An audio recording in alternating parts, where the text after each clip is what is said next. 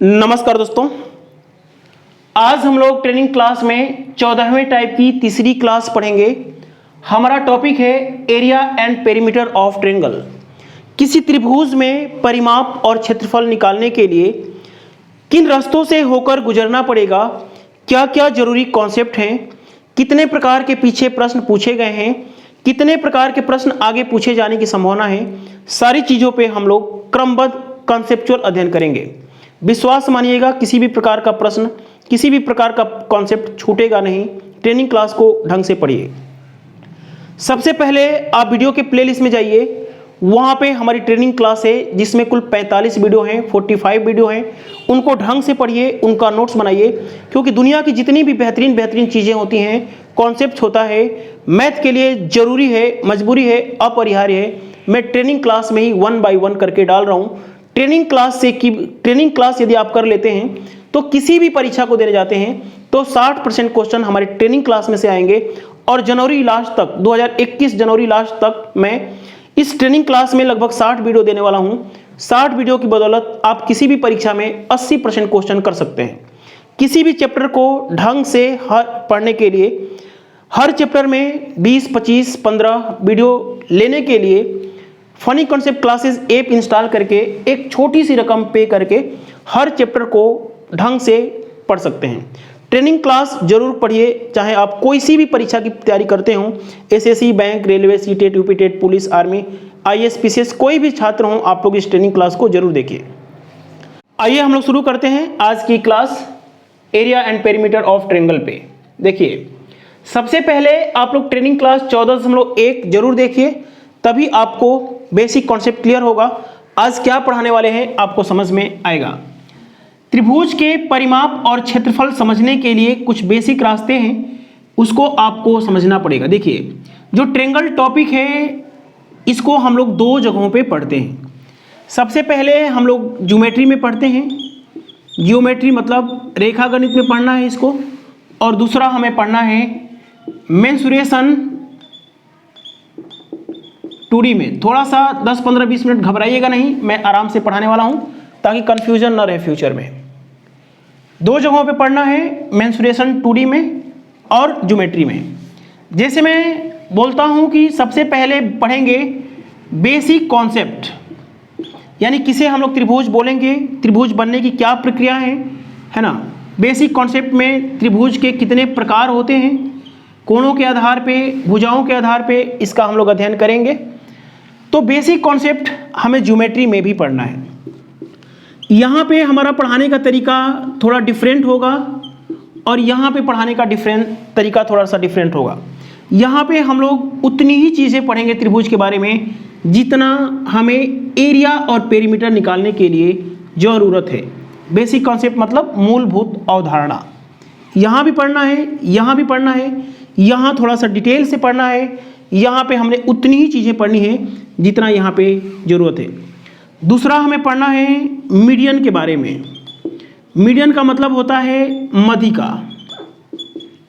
देखिए, मध्यिका यहाँ भी पढ़ना है, मेंसुरेशन 2D में भी पढ़ना है, और मध्यिका आपको यहाँ भी पढ़ना है। यहाँ पे मेरा पढ़ाने का तरीका थोड़ा सा डिफरेंट होगा, यहाँ पे तरीका थोड़ा सा डिफरेंट होगा। यहाँ पे हम लोग मध्यिका की सारी बातें क्लियर करेंगे। यहाँ पे हम लोग मध्यिका के बारे में उतना ही पढ़ेंगे जितना परिमाप और क्षेत्रफल निकालने के लिए ज़रूरत है। उसके बाद हम लोग पढ़ेंगे सेंट्रॉयड। सेंट्रॉयड मतलब होता है केंद्रक या गुरुत्व केंद्र, केंद्रक या गुरुत्व केंद्र, गुरुत्व केंद्र। देखिए, जैसे मैं बोलता हूं कि आप अपना परिचय दीजिए, तो आप अपना परिचय विशेष जगहों पे आप लोग डिफरेंट तरीके से देते हैं। जैसे आप लोग चले जाएंगे आउट ऑफ इंडिया तो आप लोग बोलेंगे कि मैं इंडिया से हूँ, ठीक है। आपका परिचय देने का तरीका डिफरेंट होगा। यदि आप दिल्ली में आके परिचय देते हैं तो निश्चित रूप से आप बोलेंगे कि मैं बनारस का हूँ, बलिया का हूँ, उत्तर प्रदेश, बिहार का हूँ। तो उसी प्रकार से यदि मैं केंद्रक यहाँ पे पढ़ाता हूँ तो केंद्रक जितनी ज़रूरत है हम लोग उतना ही पढ़ेंगे, और यहाँ पे केंद्रक भी पढ़ना है। यहाँ पे थोड़ा सा हमें चीज़ों को प्रूफ करते हुए आगे बढ़ना है। तीसरा टॉपिक हमें पढ़ना है, चौथा टॉपिक हमें पढ़ना है इन सेंटर के बारे में, इन सेंटर मतलब अंतः केंद्र के बारे में। 10, 15, 20 मिनट आपको घबराना नहीं है। यहाँ भी इन सेंटर पढ़ना है, लेकिन यहाँ पे हमने चीज़ों को प्रूफ करते हुए आगे बढ़ना है। थोड़ा डिटेल सी इसकी जितनी भी सारी बातें होती हैं सारी चीज़ें पढ़ना है। यहाँ पे हम उतना ही पढ़ाएंगे जितना यहाँ पे ज़रूरत है। नेक्स्ट टॉपिक हम लोग पढ़ेंगे सरकम सेंटर। सरकम सेंटर पढ़ेंगे। सरकम सेंटर का मतलब होता है परिकेंद्र। परिकेंद्र हमें यहाँ भी पढ़ना है। यहाँ पे हम लोग डिटेल से पढ़ेंगे, एक एक चीज़ों को प्रूफ करते हुए पढ़ेंगे, इसकी सारी प्रॉपर्टी पे बात करेंगे, है ना। यहाँ पे हम लोग जितनी ज़रूरत है, यहाँ पे जानते हैं क्या ज़रूरत है, खाली अंतःवृत्त की त्रिज्या किसे कहते हैं, परिवृत्त की त्रिज्या किसे कहते हैं, बस इतना ही हमें काम लेना है, यहाँ पे अच्छे से पढ़ना है। उसके बाद अगला टॉपिक होगा ortho centre. Ortho centre altitude क्या होता है ना। ऑर्थो सेंटर मतलब होता है लंब केंद्र। लंब केंद्र पढ़ना है। यहाँ भी हमें पढ़ना है ऑर्थो सेंटर। यहाँ पे हमें डिफरेंट तरीका से पढ़ना है, वहाँ पे हमें डिफरेंट तरीका से पढ़ना है। ऑर्थो सेंटर के बाद क्या आता है, ये 4 केंद्र हो गए। उसके बाद हमें पढ़ना है, देखिए उसके बाद जितने भी प्रकार के त्रिभुज होते हैं, यहाँ पे मैं त्रिभुज बताऊंगा कितने प्रकार के होते हैं। समबाहु, विषमबाहु, है ना, समद्विबाहु, acute angle, right angle, obtuse angle, है ना। तो जितने भी त्रिभुज होते हैं उनके हम लोग एरिया अलग अलग तरीके से पढ़ेंगे, उनमें क्या क्या प्रॉपर्टी होती हैं उसको भी हम लोग खींच के लाएंगे। उसके बाद हम लोग थोड़ा सा सिमिलरिटी का अध्ययन कर लेंगे यहाँ पे, क्योंकि जब सिमिलरिटी का अध्ययन करेंगे ना, सिमिलरिटी का, तो यहाँ भी हेल्प मिलेगी। और सिमिलरिटी यदि आप यहाँ पे थोड़ा सा जान लेते हैं तो जब यहाँ पे डिटेल से पढ़ाऊँगा सिमिलरिटी को तो आपको बहुत मज़ा आ जाएगा, ठीक है। सिमिलरिटी समरूपता बोलते हैं, क्या बोलते हैं, समरूपता, समरूपता बोलते हैं। उसके बाद सबसे लास्ट टॉपिक थोड़ा सा जान लेंगे, सर्वागमता, कॉन्ग्रुएंसी। कॉन्ग्रुएंसी थोड़ा सा स्पेलिंग आप लोग देख लीजिएगा, इसको सर्वागमता बोलते हैं, कॉन्ग्रुएंसी बोलते हैं ना। सर्वागमता इसका मतलब होता है समरूपता, समरूपता, और यहाँ पे बोलेंगे हम लोग सर्वागमता, ठीक है। थोड़ा सा जान लेंगे तो यहाँ पे आपको पढ़ने में मज़ा आ जाएगा, ठीक है। यही पॉइंट हमें मेंसुरेशन 2D में भी पढ़ना है और यही पॉइंट हमें ज्योमेट्री में भी पढ़ना है। यहाँ पे चीज़ों को प्रूफ करते हुए आगे बढ़ना है, यहाँ पे बस काम चलाना है, ठीक है। आइए हम लोग समझते हैं बेसिक कॉन्सेप्ट क्या होता है ट्रायंगल का। हेडिंग लगा लीजिए, बेसिक कॉन्सेप्ट, त्रिभुज का बेसिक कॉन्सेप्ट। ध्यान से देखिएगा, जैसे हमें एक बिंदु यहाँ लेता हूँ और एक बिंदु यहाँ पे लेता हूँ, इसका नाम रखता हूँ A और इसका नाम रखता हूँ B। इन दोनों बिंदुओं के संरेख, संरेख का मतलब होता है बिल्कुल सिद्ध में एक ही लाइन में, एक पॉइंट लेता हूँ C और मैं इनको मिला देता हूँ। मिलाने के बाद इसको मैं लिख सकता हूँ कि AC की लंबाई प्लस CB की लंबाई बराबर होगा AB की लंबाई के। तो ये बात आप लोग भी मान सकते हैं, मानना पड़ेगा, एक अशिक्षित व्यक्ति भी समझ सकता है कि यहाँ से लेके यहाँ तक की लंबाई और यहाँ से लेके यहाँ तक की लंबाई का जो योगफल होगा, सम होगा, वो AB के बराबर होगा।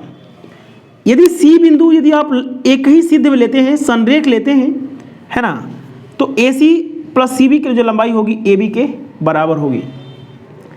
लेकिन इस पॉइंट को, इस C बिंदु को यदि आप इस लाइन के ऊपर असंरेख इधर उधर कहीं भी ले लीजिए, यहाँ ले लीजिए, मन करे यहाँ ले लीजिए, मन करे यहाँ ले लीजिए, या कहीं भी थोड़ा सा ऊपर यदि आप करते हैं, यहाँ पे ले लेंगे, और यदि इसको आप मिलाते हैं और इसको आप मिलाते हैं, इसको पॉइंट ले लेते हैं C, तो अब आप ध्यान से देखिएगा कि AC प्लस CB की जो लंबाई होगी वो निश्चित रूप से AB से बड़ी होगी, AB से बड़ी होगी। यहां से एक पॉइंट जन्म लेता है कि किस त्रिभुज में किसी भी दो भुजाओं का योग तीसरी से बड़ा होगा तभी ये त्रिभुज बनेगा, अदरवाइज त्रिभुज नहीं बनेगा। तो पहला पॉइंट आप लिख लीजिए कि किसी भी त्रिभुज में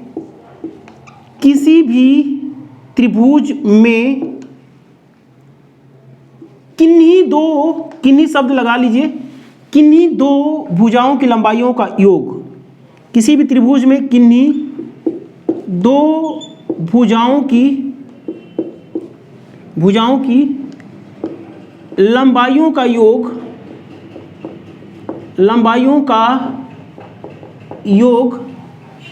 तीसरी से बड़ा होता है, तीसरी से बड़ा होता है। इसको इंग्लिश में the sum of length of two side of a triangle is always greater than third side, तीसरी से बड़ा होता है। किसी भी त्रिभुज में किन्हीं दो भुजाओं का योग, मैंने कोण नहीं बोला है, कोण नहीं बोला है, भुजाओं की लंबाइयों का योग तीसरी से बड़ा होता है। ध्यान से देखिएगा, यदि ये शीर्ष ए है, कैपिटल ए है, तो इसके सामने वाली भुजा को हम लोग स्मॉल ए से लिखते हैं। कोण बी है तो इसके सामने वाली भुजा को हम लोग स्मॉल बी से लिखते हैं। कोण सी है, यदि शीर्ष बिंदु सी है तो इसके सामने वाली भुजा को स्मॉल सी से लिखते हैं, इसको भी आप लोग लिख सकते हैं। दूसरा पॉइंट आप लिख लीजिए, देखिए जैसे यहां से एक एग्जांपल मैं आपको लूं, मैं क्वेश्चन पूछता हूं, आप लोग कमेंट के माध्यम से जवाब दे सकते हैं। क्या ये किसी त्रिभुज की भुजाएं संभव है 3, 5 और 10? क्या ये किसी त्रिभुज की भुजाएं हो सकती है? तो इसके बारे में आपका क्या ख्याल है? बिल्कुल करेक्ट, सही बोले हैं आप। ये किसी भी त्रिभुज की भुजाएं संभव नहीं है। मैंने क्या बोला है कि the sum of length of two side is always greater than third side. किसी भी दो भुजाओं के लंबाइयों का योग तीसरी से बड़ा होना चाहिए, लेकिन तीसरी से क्या आ रहा है यहाँ पे, छोटा आ रहा है। ये किसी त्रिभुज की भुजाएं संभव नहीं है।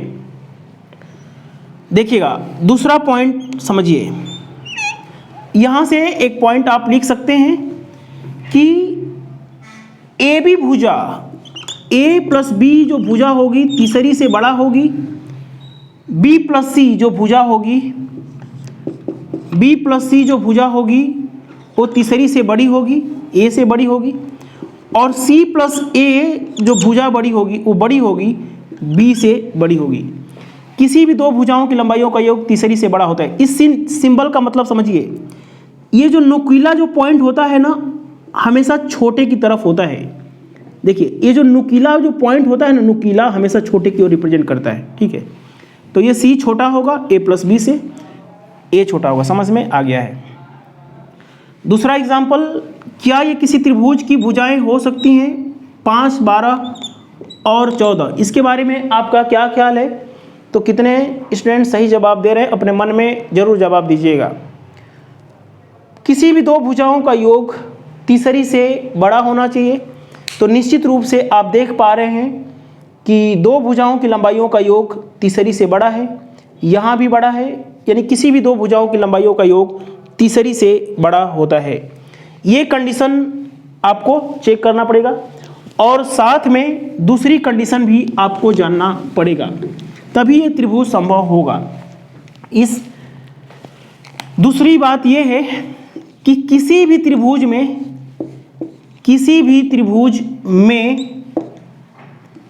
किन्हीं दो भुजाओं की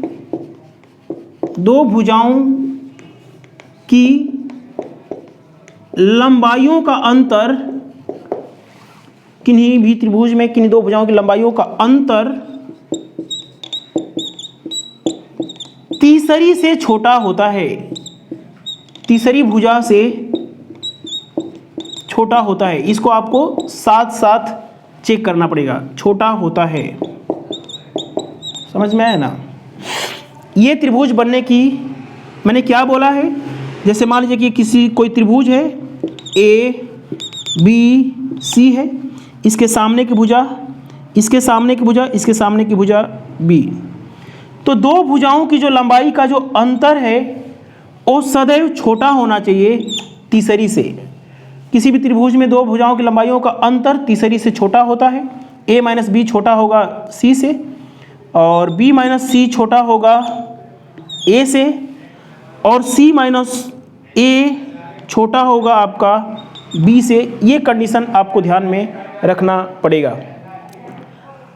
जैसे मैं एग्जांपल के लिए आपसे बोलता हूं, क्या ये किसी त्रिभुज की भुजाएं हो सकती हैं? जैसे मैं 3 लिखता हूं, 4 लिखता हूं, और यहाँ पे लिख दे, चलिए मैं बड़ा बड़ा संख्या लेता हूँ, ये 8 लेता हूँ, 12 लेता हूँ, और यहाँ पे ले लेता हूँ 3।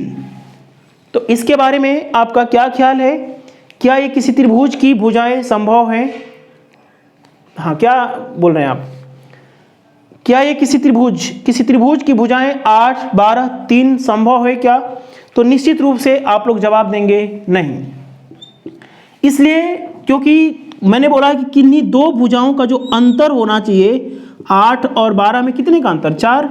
तो तीसरी से क्या होना चाहिए? ये तीसरी मान लीजिए कि ये है तीसरी भुजा आपका, ये तो 3 से क्या होना चाहिए? छोटा होना चाहिए। तो ये बड़ा आ रहा है, तो इसका मतलब त्रिभुज संभव नहीं है।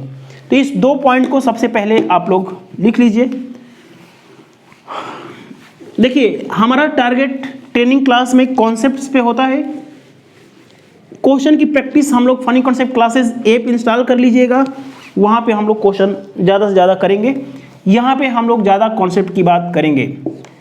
देखिए, किसी भी त्रिभुज में दो भुजाएं यदि पता है, ए बी सी हैं, इसके सामने की भुजा ए है और इसके सामने की भुजा आपका बी है, और ये नहीं पता है, एक्स के बारे में आपको नहीं पता है कि क्या होगी, तो जो x की जो रेंज होगी, आप जानते हैं कि a माइनस बी, इन दो भुजाओं के अंतर से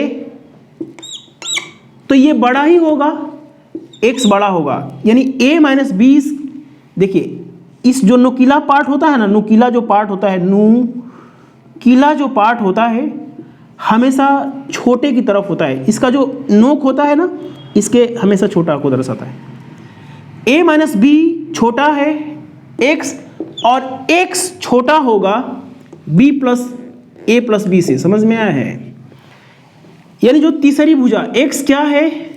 तीसरी भुजा है, तीसरी भुजा है।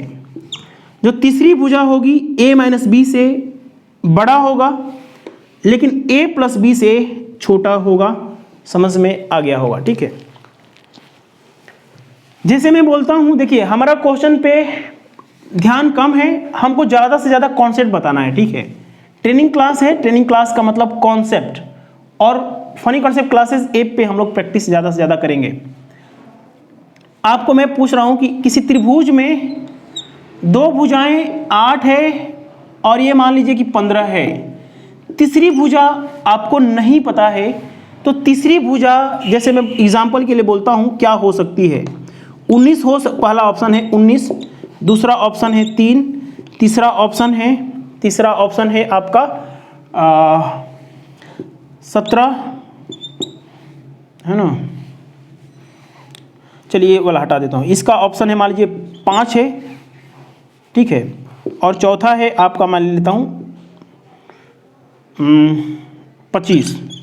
तो मैं पूछ रहा हूँ कि x की वैल्यू क्या हो सकती है? चारों ऑप्शन में दिया हुआ हूँ, x की वैल्यू क्या हो सकती है? यदि ये किसी त्रिभुज की भुजाएं हैं, मान लीजिए 8, 15, x, किसी त्रिभुज की, आप क्वेश्चन चाहे तो लिख सकते हैं, किसी त्रिभुज की भुजाएं 8, 15, x है, तो x की वैल्यू क्या हो सकती है? इस चारों ऑप्शन में से आपको बताना है। देखिए, अब आपका जवाब आ जाना चाहिए। आप जानते हैं कि 8 और 15 में जो अंतर होता है 7, यानी 7 से बड़ा दोनों भुजाओं में अंतर 15 और 8 अंतर से तो x बड़ा ही होगा, 7 से बड़ा, और 15 और 8 23 से क्या होगा? छोटा होगा। तो 7 और 23 के बीच आपका एक ही ऑप्शन है, 19 वाला ऑप्शन करेक्ट है। समझ में आया है? देखिए, दो भुजाओं का अंतर से बड़ा होगा, दो भुजाओं के योगफल से 15 और 8 23 होता है, 23 से ये कम होगा, यानी कुछ भी हो सकता है। देखिए कि इसकी वैल्यू 7 से बड़ी 8 हो सकती है, 9, और 23 से छोटी 22 तक हो सकती है। समझ में आपको आ गया है। आइए देखते हैं हम लोग त्रिभुजों के प्रकार। हेडिंग लगा लीजिए, त्रिभुजों के प्रकार। त्रिभुज के प्रकार, त्रिभुज के प्रकार। सबसे पहला जो वर्गीकरण होता है कोणों के आधार पे,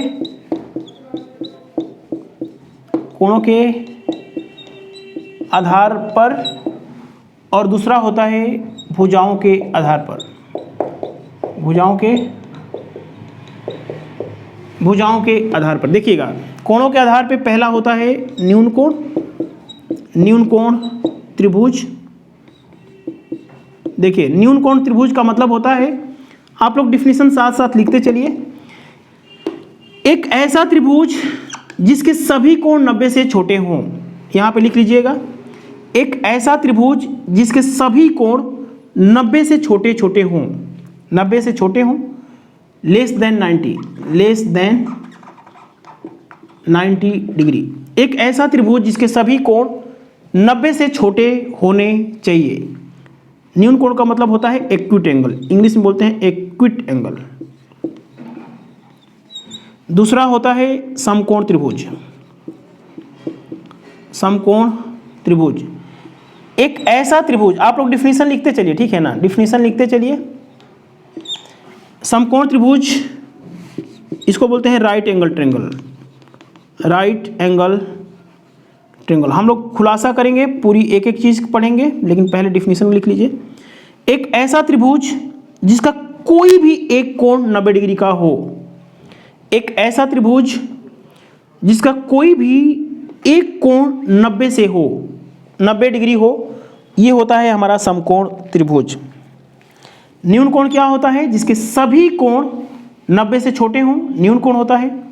एक ऐसा त्रिभुज जिसका कोई एक कोण 90 डिग्री हो, होता है समकोण त्रिभुज। कोई एक कोण, कोई एक कोण 90 का होना चाहिए, ठीक है। तीसरा लिख लीजिए, अधिकोण त्रिभुज,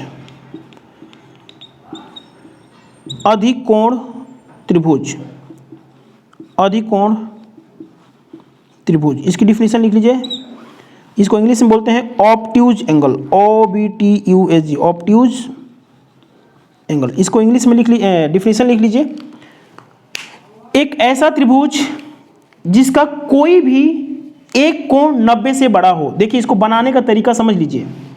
जैसे ये मान लीजिए कि 90 है ना, ये सीधे का मतलब 90, तो इस त्रिभुज को क्या करना है, थोड़ा सा 90 से ऐसे कर देंगे तो ये अधिकोण त्रिभुज बन जाएगा, ठीक है। इस लाइन को थोड़ा सा ऐसे कर देंगे, यहाँ पे ला देंगे तो अधिकोण त्रिभुज हो जाएगा, ठीक है। एक ऐसा त्रिभुज जिसका कोई भी एक कोण 90 से बड़ा हो, अधिकोण त्रिभुज होता है। लिख लीजिए, एक ऐसा त्रिभुज जिसका कोई भी एक कोण 90 से बड़ा हो, ग्रेटर देन 90, ग्रेटर देन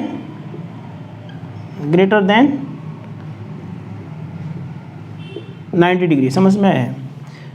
देखिए, मैं लिख नहीं रहा हूं, आप लोग को साथ साथ लिखना पड़ेगा। कोई भी एक ऐसा त्रिभुज जिसका कोई भी एक कोण 90 से बड़ा हो, अधिकोण त्रिभुज कहलाता है, ठीक है ना। ये कोणों के आधार पे वर्गीकरण हो गया त्रिभुज का। अब यहीं पे इनके पॉइंट, एक पॉइंट लिख लीजिए नीचे। जैसे ही आपने वर्गीकरण किया, उसके नीचे एक नोट डाल लीजिए। जो कोण सबसे बड़ा होता है, जो कोण सबसे बड़ा होता है, उसके सामने वाली भुजा, उसके सामने वाली भुजा, जो कोण सबसे बड़ा होता है उसके सामने वाली भुजा, सामने वाली भुजा सबसे बड़ी होती है। सबसे बड़ी होती है। मैंने क्या बताने की कोशिश किया कि जो कोण सबसे बड़ा होगा ना, उसके सामने वाली भुजा सबसे बड़ी होगी। जैसे आपने देखा होगा राइट एंगल ट्रायंगल में, यदि ये 90 होगा तो निश्चित रूप से ये दोनों कोण न्यून कोण होंगे, 90 से छोटे होंगे। तो 90 के सामने क्या होता है? हाइपोटेनियस होता है। हाइपोटेनियस सबसे क्या होती है? बड़ी भुजा होती है। तो जो कोण सबसे बड़ा होगा उसके सामने वाली भुजा सबसे बड़ी होगी। मैंने इसलिए बता दिया कि आपको फिगर बनाना पड़ेगा तो आप उलझ न जाएं, ठीक है ना। तो कोणों के आधार पे हमने वर्गीकरण कर लिया है, न्यून कोण, समकोण और अधिक कोण। भुजाओं के आधार पे वर्गीकरण सबसे पहले लिख लीजिए। देखिए, कोई ज़रूरी नहीं है कि जैसे मैंने लिखा है न्यून कोण वैसा ही आप लोग लिखें। आपको जैसी मर्जी, पहले अधिक कोण आता है, अधिक कोण, समकोण, ऐसे लिखने के क्रम कुछ भी हो सकता है, आपको जैसे बताना हो। तो भुजाओं के आधार पे सबसे पहले लिख लीजिए आप समबाहु त्रिभुज। समबाहु त्रिभुज एक ऐसा त्रिभुज जिसकी सभी भुजाएं बराबर हैं, समबाहु त्रिभुज होता है। इक्विलेटरल बोलते हैं। क्या बोलते हैं? इक्विलेटरल ट्रायंगल, ठीक है ना। और डिफिनीशन जो मैं बोल रहा हूं उसको लिखते चलिए।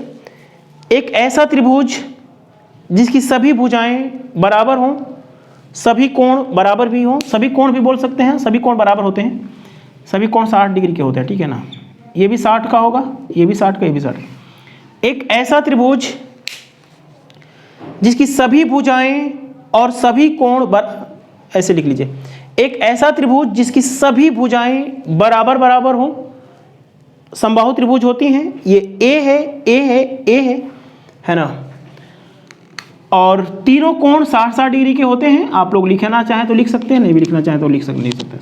तीनों कोण 60-60 डिग्री के होते हैं, 60, 60 और 60 डिग्री का, ठीक है। दूसरी होती है दूसरा क्या होता है बच्चों? समद्विबाहु त्रिभुज। समद्विबाहु, समद्विबाहु, बाहु मतलब होता है भुजा और द्वि का मतलब होता है दो और सम मतलब बराबर, बराबर भुजाओं वाली समद्विबाहु त्रिभुज, TRIAN, समद्विबाहु ट्रायंगल, समद्विबाहु त्रिभुज। एक ऐसा त्रिभुज जिसमें कोई भी दो भुजा बराबर हो। एक ऐसा त्रिभुज जिसमें कोई भी दो भुजा बराबर हो, समबाहु त्रिभुज होता है, समबाहु त्रिभुज होता है। आगे पढ़ेंगे हम लोग कि ये दोनों कोण भी बराबर होते हैं, ठीक है ना। जो बराबर भुजाओं के सामने वाले जो कोण होते हैं बराबर होते हैं। यदि ये 30 का होगा तो ये भी 30 का होगा, ये 40 का होगा तो ये भी 40 का होगा। समझ में आया ना। समद्विबाहु त्रिभुज एक ऐसा त्रिभुज जिसमें कोई भी दो भुजा बराबर होती है और एक भुजा असमान होती है दोनों की तुलना में। समझ में आया। और तीसरा होता है आपका विषमबाहु त्रिभुज। लिखने का क्रम कुछ भी हो सकता है, आप इसको ऊपर लिखें, इसको ऊपर, कोई दिक्कत नहीं है। विषमबाहु त्रिभुज ऐसा रटना नहीं है। विषमबाहु त्रिभुज एक ऐसा त्रिभुज जिसमें तीनों भुजाएं अलग अलग हों और तीनों कोण भी अलग अलग होंगे, ये सब हमें पढ़ लेंगे। एक ऐसा त्रिभुज जिसमें तीनों भुजाएं अलग अलग हों, तीनों कोण अलग अलग हों, विषमबाहु त्रिभुज कहते हैं, ठीक है ना। विषमबाहु त्रिभुज होता है। देखिए, मैं क्या बताने जा रहा हूं कि जब किसी त्रिभुज की भुजाएं पता हो, किसी भुजाओं की लंबाई पता हो और आपसे पूछे कि न्यून कोण है, अधिक कोण त्रिभुज है, समकोण त्रिभुज है, तो आप कैसे जवाब देंगे उसको थोड़ा सा समझ लीजिए। ये जो फॉर्मूला आया है वो कोसाइन रूल होता है, इसको हम लोग ज्योमेट्री में प्रूफ करने वाले हैं। ध्यान से देखिएगा। जैसे मान लीजिए किसी त्रिभुज की भुजाएं A, B, C है, जहां C सबसे बड़ी भुजा है, सबसे बड़ी भुजा है। समझ मान लीजिए कि ये A है, ये B है और C है।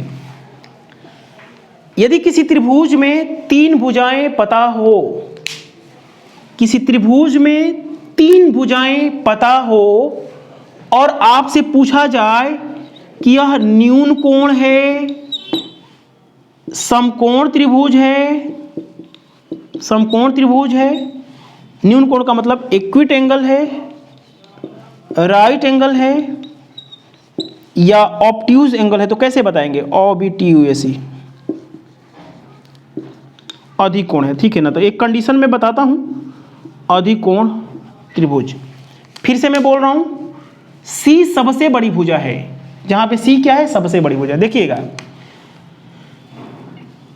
A और B, A square B square, यदि C स्क्वायर से बड़ा है, देखिए बच्चों हमें क्या बोला, इसको बोला हमने दो छोटी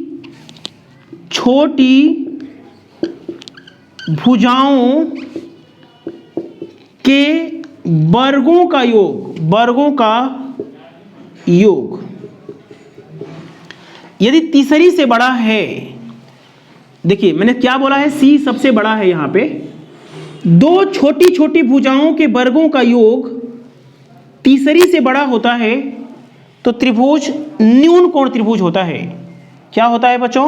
न्यून कोण होता है। ये लाइन आप लोग लिख लीजिएगा, छोटी छोटी भुजाओं के वर्गों का योग C तीसरी भुजा से बड़ा हो तो त्रिभुज न्यून कोण त्रिभुज होता है ना। यहां पे लिख लीजिए न्यून कोण। न्यून कोण का मतलब समझ रहे ना, इक्विट एंगल। दो छोटी छोटी भुजाओं के वर्गों का योग, क्या बोला है बच्चों? दो छोटी छोटी भुजाओं के वर्गों का योग तीसरी के बराबर होता है, तो ये होता है समकोण त्रिभुज। क्या होता है बच्चों? समकोण त्रिभुज। राइट एंगल होता है। क्या होता है? राइट एंगल होता है। दो, देखिए मैंने इसलिए बोल रहा हूं छोटी छोटी भुजाओं का, क्योंकि हमेशा ABC लिख के नहीं आएगा ना।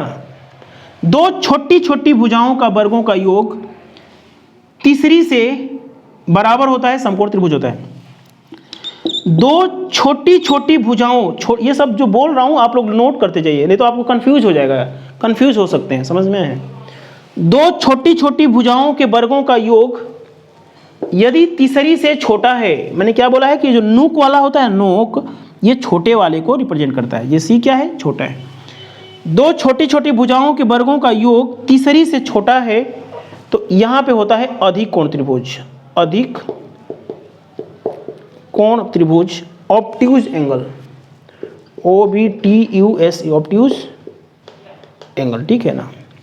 यदि किसी त्रिभुज की भुजाएं आपको पता है और आपको पूछा जाए कि न्यून कोण त्रिभुज है, देखिए ये फॉर्मूला कैसे आया है, हम लोग ज्योमेट्री में प्रूव करेंगे इसको, ठीक है ना। हम लोग प्रूव करने वाले, कोसाइन रूल सब पढ़ने वाले हैं। इसको आप लोग नोट कर लिया। जैसे मैं आपसे पूछता हूं कि एक त्रिभुज की भुजाएं, चलिए आप यहां से 2-3 क्वेश्चन बोल देता हूं। हालांकि क्वेश्चन बोलना मेरा टारगेट नहीं है, ये ट्रेनिंग क्लास है। ट्रेनिंग क्लास का मतलब कॉन्सेप्ट। जैसे मैं बोलता हूं एक त्रिभुज की भुजाएं 5, 12 और 13 है, त्रिभुज कौन सा होगा? चलिए आसान सा क्वेश्चन देता हूं पहले। 3, 4, 5, एक त्रिभुज की भुजाएं 3, 4, 5 है। कमेंट के माध्यम से बताइए कि कौन सा त्रिभुज होगा। इक्विट एंगल होगा, न्यून कोण होगा, राइट एंगल होगा, समकोण होगा या ऑब्ट्यूज होगा? जल्दी से कमेंट करके बताइए, जल्दी से फटाफट। देखते हैं कितने छात्र पढ़ रहे हैं। बिल्कुल सही बोला है आपने। छोटी छोटी भुजाओं का वर्गों का योग, 3 का स्क्वायर 9, 4 का स्क्वायर 16 और 5 का स्क्वायर 25, इसके क्या हो रहे हैं? बराबर हो रहा है। छोटी छोटी भुजाओं के वर्गों का योग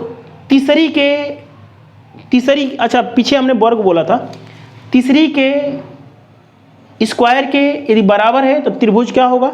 समकोण। तो यदि मैंने स्क्वायर यहाँ नहीं बोला है तो स्क्वायर लिख लीजिएगा, ठीक है ना। बोलने में कुछ मिस्टेक हो गया होगा तो आप लोग समझ लीजिएगा। तीसरी का मैंने तीसरी के स्क्वायर बोला था, ठीक है।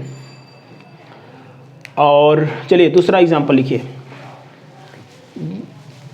किसी त्रिभुज की, ये कौन सा त्रिभुज होगा? समकोण त्रिभुज होगा ना, समकोण त्रिभुज होगा, राइट एंगल ट्रायंगल होगा। किसी त्रिभुज की भुजाएं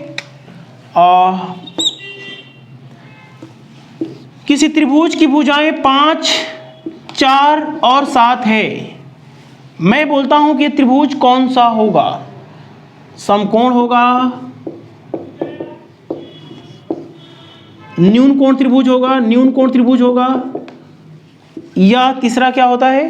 तीसरा होता है आपका अधिक कोण त्रिभुज। तो आपका क्या जवाब आ रहा है? आप लोग जल्दी से बताइए। बिल्कुल, छोटी छोटी भुजाओं के वर्गों का योग। 5 का स्क्वायर 25, 4 का स्क्वायर 16, 41 हो गया। 41 क्या है? छोटा है तीसरी के स्क्वायर से, यानी कि 49 से। क्या है? तो देखिए, छोटी छोटी भुजाओं के वर्गों का योग तीसरी के स्क्वायर से छोटा है, तो ये क्या होगा? अधिक कोण त्रिभुज होगा। ये क्या होगा? अधिक कोण त्रिभुज होगा। समझ में आया है ना बच्चों? जैसे मैं पूछता हूं आपसे, देखिए किसी त्रिभुज की भुजाएं आपको दे दिया 6, 8 और 9, और आपसे पूछा कि ये एक्यूट एंगल है, राइट एंगल है या ऑब्ट्यूज एंगल है, न्यून कोण त्रिभुज है, अधिक कोण त्रिभुज है या समकोण त्रिभुज है।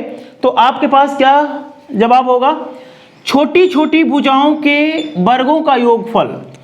छोटी छोटी भुजाओं के वर्गों का योगफल, यानी 6 का स्क्वायर 36 और 8 का स्क्वायर 64। 36 और 64 क्या बनाता है? 100 बनाता है।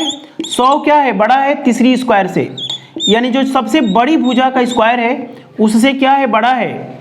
छोटी छोटी भुजाओं के वर्गों का योगफल यदि बड़ी भुजा के वर्ग से स्क्वायर से बड़ा होता है तो त्रिभुज क्या होता है? न्यून कोण त्रिभुज होता है। क्या होता है? न्यून कोण त्रिभुज होता है। एक्यूट एंगल ट्रायंगल होता है। ये आपको बता दिया गया। अब हम लोग ये त्रिभुज की छोटे छोटे पॉइंट थे हमने बताया, और ये जो फॉर्मूला हमने बताया है इसको हम लोग कोसाइन रूल से प्रूफ भी करेंगे ज्योमेट्री में। ट्रेनिंग क्लास में हमारा टारगेट है कि मैक्सिमम क्वेश्चन मैं ट्रेनिंग क्लास में से फंसाऊं। सारे जितने भी कॉन्सेप्ट होते हैं जरूरी, सारे मैं ट्रेनिंग क्लास में कवर करने की कोशिश करता हूं। आइए देखते हैं हम लोग अगला पॉइंट। देखिए, किसी भी त्रिभुज के तीनों कोणों का मान 180 डिग्री होता है, ये आपको पता है। त्रिभुज के तीनों कोणों का मान 180 डिग्री होता है, ये पूरी दुनिया को पता है और आपको भी पता होना चाहिए। ये आपको पता भी है ना, 180 डिग्री होता है। देखिए, ये कैसे 180 डिग्री आया है इसको आपको जानने की जरूरत नहीं है, लेकिन 1 मिनट लगेगा मुझे बताने में इसको। ये ए है, बी है, सी है। यदि आपने ज्योमेट्री की वीडियो जरूर देखी, आप लोग 6 क्लासेस, जितनी भी क्लासेस अवेलेबल हैं उसको आप लोग जरूर देख लीजिए। BC के समानांतर हमने एक लाइन खींचा यहाँ पे ऐसे, ये बी है तो ये भी बी होगा एकांतर कोण से। ज्योमेट्री की सभी वीडियो देखिए तभी आपको समझ में आएगा। ये जो कोण होगा इस कोण के बराबर होगा एकांतर कोण से। यदि एक कोण बी है तो ये भी कोण बी होगा, यदि एक कोण सी है तो ये भी कोण सी होगा, और ये कोण मान लीजिए ए है। तो एक रेखा पे बना कोण 180 डिग्री का होता है, और इसे हम लोग प्रूफ कर दिए कि त्रिभुज के तीनों कोणों का मान 180 डिग्री होता है। इसे कोई लेना देना नहीं है अभी फिलहाल, बस आपको ये जानना है। देखिए, अब यहां से मैं एक छोटा सा क्वेश्चन दूं मैं आपसे, किसकी त्रिभुज के तीनों कोणों का अनुपात 1 to 3 है। किसी त्रिभुज के तीनों कोणों का अनुपात 1 to 3 डिग्री है। सबसे छोटा या बड़ा कोण बताएं, अंतर बताएं, बड़े छोटे का कुछ भी पूछा जा सकता है। तो पहला कोण यदि 1 to 3 है, कोण ए, कोण बी, कोण सी दे रखा है, तो तीनों कोणों का रेशियो में हमने बता दिया है, ट्रेनिंग में भी रेशियो धूमधाम से बताया गया है। 1 to 3 बराबर 6 हो गया, और 6 की वैल्यू कितनी आ जाएगी? 180 आ जाएगी। ये कितना गुना है? 30 टाइम्स है। तो सबसे जो छोटा कोण होगा वो हो जाएगा 30 डिग्री, सबसे बीच वाला जो होगा वो हो जाएगा 60 डिग्री, और सबसे जो बड़ा कोण होगा वो 90 डिग्री होगा। ये बात आपको समझ में आ गई है। तुच्छ क्वेश्चन है, मैं इसको जल्दी से हटाता हूँ। देखिए, इस पे जब आप किताबों से क्वेश्चन करेंगे तो मैं बहुत सारे क्वेश्चन मिल जाएंगे थोड़े थोड़े घुमा फिरा के, और ज्योमेट्री की जरूर आप वीडियो देखिए, लाइन में इस प्रकार के बहुत सारे प्रश्न भी हुए होंगे। ये छोटे छोटे क्वेश्चन है, हमें करवाना नहीं चाहिए, लेकिन फिर भी इस वीडियो को सारे स्टूडेंट देखते हैं, इसीलिए मेरा बता देता हूं। देखिएगा, मैं ये बोलता हूं, लिखिए दूसरा क्वेश्चन, किसी त्रिभुज के प्रत्येक कोण से 10 डिग्री कम कर दिया जाए, 10 डिग्री कम कर दिया जाए तो कोणों का अनुपात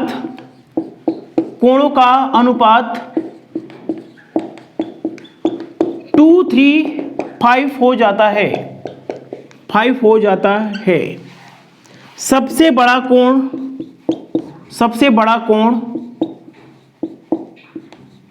का क्या मान था? सबसे बड़ा कोण बताएं। देखिए इस प्रकार के प्रश्न में हमें देखिए क्या करना है, each side of a triangle, sorry each side नहीं, each angle of a triangle reduces by 10 degree, each angle of a triangle reduces by 10 degree, the ratio become, कोणों का अनुपात 2-3-5। देखिए कुछ नहीं करना है, 2-3-5 कब होता है?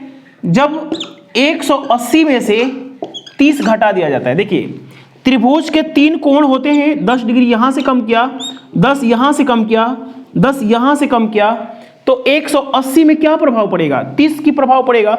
2, 3, 5 और 5, 10 की वैल्यू हमारी 150 हो जाएगी। देखिए छोटा सा क्वेश्चन है, मैं टाइम नहीं लेना चाहता हूं, आपको रेशियो पे पकड़ बनानी होगी, ट्रेनिंग क्लास पूरा करना पड़ेगा। ये 150 गुना है, 150 है, ये 15 गुना है, तो सबसे जो छोटा कोण होगा 30 तो अब है 10 डिग्री यदि होता, यदि कम नहीं किया गया होता तो जो सबसे छोटा कोण होता वो 40 डिग्री का होता, और ये 15 या 45 प्लस 10 ये आपका 55 का होता,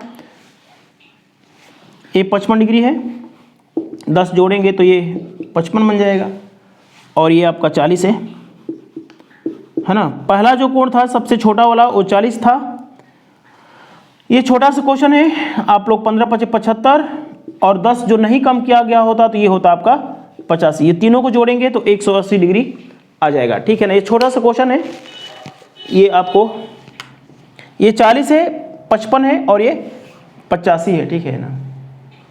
छोटा सा क्वेश्चन है, यदि आप नहीं भी करेंगे तो काम चल जाएगा। देखिए ये हो गया हमारा दूसरा क्वेश्चन। इस प्रकार के तमाम प्रश्न मिल जाएंगे यदि आप किसी बेसिक किताब को हल करते हैं। एक क्वेश्चन मैं और दे देता हूं, त्रिभुज के तीनों कोण की वैल्यू दे रखा है, जैसे इसकी वैल्यू दे रखा है 2x + 20, इसकी वैल्यू मान लीजिए, देखिए मैं अपने मन से कुछ भी दे रहा हूं, पॉइंट में भी आंसर आ सकता है, 3x - 30 मान लीजिए, 40 मान लीजिए, कुछ भी मान लीजिए, और कोण सी बराबर दे रखा है 5x + 30 दे रही है, ठीक है। और मैं बताता हूं कि कोण A का मान कितना होगा, कोण A का मान कितना होगा। कुछ नहीं करना है, देखिए बहुत आसान सा प्रश्न है, ध्यान से देखिए, इधर देखिए 30 और 20, 50 घट जाएगा किससे? देखिए 30 और 20 180 में से घट जाएगा तो क्या हो जाएगा 130, और 130 में 40 जोड़ेंगे 170, 170 को 10 से भाग देंगे 17, 17 दूनी 34 और 20 54 आंसर आ गया। लेकिन आपको समझाना है इसीलिए आप समझ लीजिए, 2x + 20, 3x - 40, 5x + 30, और इसकी वैल्यू, तीनों कोणों का मान 180 डिग्री होता है। 180 डिग्री नहीं दिखाई दे रहा है, कोई बात नहीं। 2x + 20 + 3x - 40, 5x + 20, 5x + 30 बराबर 180 डिग्री। देखिए कैसे जल्दी से हल करते हैं, 2, 3, 5 और 5 10 x कर दीजिए, यहाँ पे 20 और 30 को 180 में से घटाइए 150, 150 में से सॉरी 20 और 30, 50 को घटाएंगे 180 में से 130 और 170 हो जाएगा, ठीक है। तो x बराबर कितना हो जाएगा 17 डिग्री। ये बात आपको समझ में आई है? देखिए 2x, 3x, 5x और 5x, 10x, 10x, और देखिए 40 उधर जाएगा तो जुट जाएगा 220, और 220 में 20 और 30 घटाएंगे तो 170 हो जाएगा। समझ में आया है? अब x की वैल्यू यहाँ पे रख देंगे, 17 दूनी 34, 34 और 20 54 डिग्री। ये सब चीज़ें आपको आना चाहिए, तो त्रिभुज के तीनों कोणों का मान 180 डिग्री होता है। इस पे बन सकने वाला मैंने तुच्छ लेवल के 3 क्वेश्चन भी करा दिया, लेकिन हमें कराना नहीं चाहिए। अब हम लोग आ जाते हैं अपने नेक्स्ट टॉपिक। देखिए, त्रिभुज के बेसिक कॉन्सेप्ट पे मैं और भी चीजें पढ़ा सकता हूं, लेकिन अभी हमें ज्योमेट्री बचा हुआ है। 15वें टाइप में हम लोग ज्योमेट्री के एक लंबी वीडियो डालेंगे, तो उसमें बहुत सारी चीजें कवर हो जाएगी। अब हमारा अगला टॉपिक है मीडियन। क्या है? मीडियन। और इसको आप लोग गहराई से पढ़िएगा। इसको हम लोग बोलते हैं मध्यिका, ठीक है ना। इसको आपको अब आराम से पढ़ना पड़ेगा, ठीक है। देखिए, मध्यिका क्या होती है? मीडियन। एक त्रिभुज है। क्या है? ये त्रिभुज है। हमें इसका नाम नहीं पता है कौन सा त्रिभुज है, ठीक है ना। ये ए है, ये बी है और ये सी है। देखिए, मीडियन मध्यिका की डिफिनेशन क्या होती है? वर्टेक्स से, शीर्ष से सामने वाली, देखिए ये मध्य बिंदु है, मतलब ये मान लीजिए कि वर्टेक्स से सामने वाली भुजा को आधा आधा कर देना है, ठीक है, आधा आधा। ये क्या है? डी है। वर्टेक्स से, शीर्ष से सामने वाली भुजा को आधा आधा कर देना है, ठीक है ना। या मिड पॉइंट से इस वर्टेक्स को मिला देना है, इस शीर्ष को मिला देना है। इसी को बोलते हैं हम लोग, क्या है? मध्यिका है। मध्यिका की खास बात ये होती है कि इसको और इसको 1:1 में डिवाइड करता है। इसका मतलब ये हुआ, इसका मतलब ये हुआ कि ये जितनी लंबी होगी ना, यहां से लेके यहां तक की दूरी बराबर होगी। सबसे पहला पॉइंट BD बराबर होगा DC के, ठीक है ना, बराबर बराबर होगा। देखिए, ये कौन सा त्रिभुज है आपको नहीं पता है, ठीक है ना। त्रिभुज की खास बात यदि मैं बोलूंगा इक्विलेटरल ट्रायंगल, कंडीशन अलग होगी। देखिए, ये मैंने फॉर एनी ट्रायंगल के लिए बात बता रहा हूं। ये जो यहां से आया है, तो ये पता नहीं है, ये पता नहीं है कि ये एंगल और ये एंगल बराबर होंगे या नहीं होंगे। ये त्रिभुज की प्रकृति पर निर्भर करेगा। जैसे इक्विलेटरल एंगल होगा, समबाहु त्रिभुज होगा, तो ये कोण क्या होंगे? बराबर बराबर होंगे।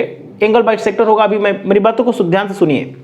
यदि आपने मध्यिका खींचा तो ये हमने नहीं पता है, ये पता नहीं है कि एंगल बाइसेक्टर होगा कि नहीं होगा। समझ में आया है? ये हमें नहीं पता है कि 90 डिग्री होगा कि नहीं होगा। समझ में आया है? और ये भी नहीं पता है कि ये कोण और ये कोण बराबर होंगे कि नहीं होंगे। ये त्रिभुज की प्रकृति पर निर्भर करेगा। इक्विलेटरल है, समद्विबाहु है, आइसोस्केल है या स्केलन है। समझ में आया ना?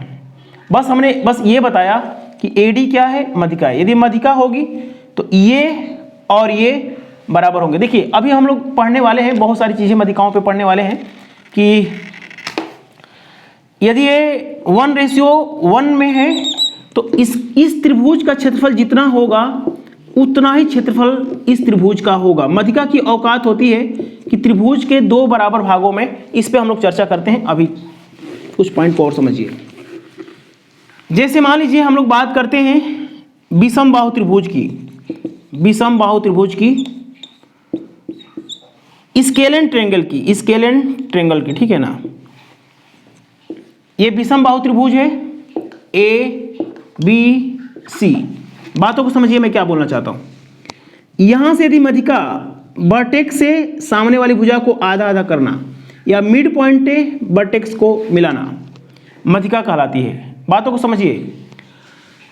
यदि ये विषम बाहु त्रिभुज है, विषम बाहु त्रिभुज है, तो निश्चित रूप से पहला पॉइंट ये लिख लीजिए। यहां पे मान लीजिए कि हमने D है, ठीक है ना। क्या बोला हमने? चलिए, यहां से एक हमने B से भी मध्यिका खींचा, इसका नाम रखा हमने BE। और C से भी मध्यिका खींचा हमने CF, ठीक है। तो सबसे पहला पॉइंट तो ये लिख लीजिए कि AD not equal to BE not equal to AD not equal to CF।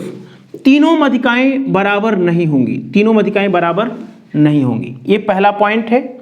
दूसरा पॉइंट ये है कि ये एंगल बाइसेक्टर नहीं होगा, एंगल बाइसेक्टर नहीं होगा, एंगल बाइसेक्टर नहीं होगा, एंगल बाइसेक्टर नहीं होगा। इसका मतलब ये हुआ कि ये आधे आधे नहीं होंगे, ये 60 डिग्री है तो ये 30 डिग्री नहीं होंगे, ठीक है ना। एंगल बाइसेक्टर ये 30 नहीं होंगे, मतलब किस रेशियो में कोण डिवाइड हुए नहीं पता है, ठीक है। एंगल बाइसेक्टर नहीं होंगे। तीसरा पॉइंट है, तीसरा पॉइंट ये है कि ये 90 डिग्री नहीं होगा, ये 90 डिग्री नहीं होगा, ये कोई भी यहाँ पे 90 डिग्री नहीं होगा, यहाँ पे 90 डिग्री नहीं होगा, यहाँ पे भी 90 डिग्री नहीं होगा, नहीं होगा, समझ में आया है ना। क्या बोलूँ इसको, यहाँ पे मिड पॉइंट पे 90 डिग्री नहीं बनेगा, मिड पॉइंट पे 90 डिग्री नहीं बनेगा, ठीक है। उसके बाद मैंने ये बोला कि ए डी बी कोण, ए डी बी कोण, A D B not equal to A D C के, ए डी सी के कोण, ए डी सी के, यानी कि ये जो कोण होंगे एक दूसरे के बराबर नहीं होंगे, और यही नियम लागू होता है यहाँ पे भी, समझ में है ना, ये बराबर नहीं होंगे। और क्या बताना है, उसी प्रकार से ये भी कोण बराबर नहीं होंगे, ये आपको बता दिया गया है, ठीक है। देखिए BD की लंबाई, BD की जो लंबाई होगी वो CD की लंबाई के बराबर होगी, CD की लंबाई के बराबर होगी। ये स्केलेन ट्रायंगल या तो ये तो किसी तो सब में लागू होगा, और AE बराबर होगा आपका EC के, ये सब में लागू होगा, ये सभी के लिए बात है, ठीक है ना, सभी के लिए, फॉर एनी, ठीक है, ये बात तो समझ में आ रहा होगा। AF बराबर होगा BF के, AF बराबर होगा, ये BF लिखवाने का कोई मतलब नहीं है क्योंकि ये बात तो सब में लागू होती है। और स्केलेन ट्रायंगल में और क्या बताना है, चलिए ठीक है। ये विषमबाहु त्रिभुज की खास बात हुई, मध्य का इस रेशियो में काम करता है। कुछ पॉइंट छूटा तो नहीं है ना, ठीक है, धीरे धीरे हम लोग सब समझ जाएंगे।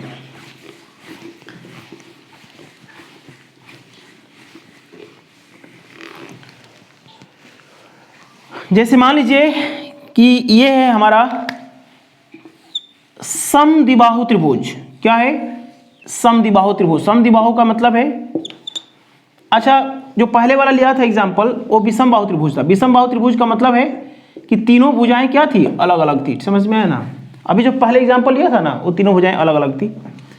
ये समद्विबाहु त्रिभुज है, ये ए है, ये ए है तो ये बी है, दो भुजाएं बराबर होती हैं, समद्विबाहु त्रिभुज होता है। बातों को समझिए, अब मैं क्या बताने जा रहा हूं। यहां से हमने मीडियन डाला, क्या डाला? मीडियन। तो मीडियन की खास बात ये होती है, सबसे पहली बात कि ये एंगल बाइसेक्टर होता है। एंगल बाइसेक्टर का मतलब मैं समझाता हूं। एंगल बाइसेक्टर, एंगल बाइसेक्टर का मतलब ये होता है कि ये 60 से होगा ना तो ये 30 हो जाएगा, ये 30 हो जाएगा, आधा आधा होता है, ठीक है। ये 90 डिग्री होता है, ठीक है ना, ये 90 डिग्री होता है। और यदि मान लीजिए ये डी है तो ये बात तो सार्वभौमिक सत्य है, बी डी बराबर डी सी, ठीक है। यहाँ पे 90 डिग्री होगा, क्या होगा? 90 डिग्री होगा। ये एंगल बाइसेक्टर होगा, एंगल बाइसेक्टर होगा और ये 90 डिग्री होगा, ठीक है। लेकिन यदि हम लोग यहाँ से मध्यिका खींचते हैं, यहाँ से मध्यिका खींचते हैं तो ये 90 डिग्री नहीं होगा, ये 90 डिग्री नहीं होगा, समझ में आया। यहाँ से हमने मध्यिका खींचा तो ये भी आपका 90 डिग्री नहीं होगा, समझ में आया है। और इसमें क्या होगा कि दो मध्यिकाएं बराबर होगी। यदि मान लीजिए कि AD है, BE है, ये मान लीजिए BE है और ये मान लीजिए CF है, तो BE बराबर होगा CF के but not equal to AD के, समझ में आया है। आराम से समझिए, कोई जल्दीबाजी नहीं है। देखिए यदि ये समद्विबाहु त्रिभुज है तो यदि दो भुजाएं बराबर है तो दो भुजाओं के पे यदि हम लोग मीडियन खींचते हैं, मध्यिका खींचते हैं तो ये एंगल बाइसेक्टर होगा। आप लोग पॉइंट को लिखते जाइए, हर चीज को लिखवाना यहाँ संभव नहीं है। यहाँ पे एंगल बाइसेक्टर होगा। एंगल बाइसेक्टर का मतलब होता है कि कोण आधे आधे होंगे। यहाँ पे लंब होगा, यहाँ पे लंब होगा, ठीक है। जो मधिकाएं होंगी, लेकिन यहाँ पे लंब नहीं होगा, यहाँ पे लंब नहीं होगा। कोणों के बारे में भी यहाँ पे जानकारी नहीं है, कोणों के बारे में जानकारी नहीं है, लेकिन यहाँ पे जानकारी है कि ये 90 डिग्री होगा। जो तीनों मधिकाएं हैं उसमें से दो बराबर होंगी, ये वाली और ये वाली बराबर होंगी, लेकिन ये वाली इनके बराबर नहीं होगी। ये समद्विबाहु त्रिभुज होता है। देखिए समद्विबाहु त्रिभुज में चलिए इतना बातें तो हमने कर ही लिया। समद्विबाहु त्रिभुज में ये मधिकाओं की बात होती है, ठीक है, मधिकाओं की बात ये होती है, ठीक है। इक्विलेटरल ट्रायंगल में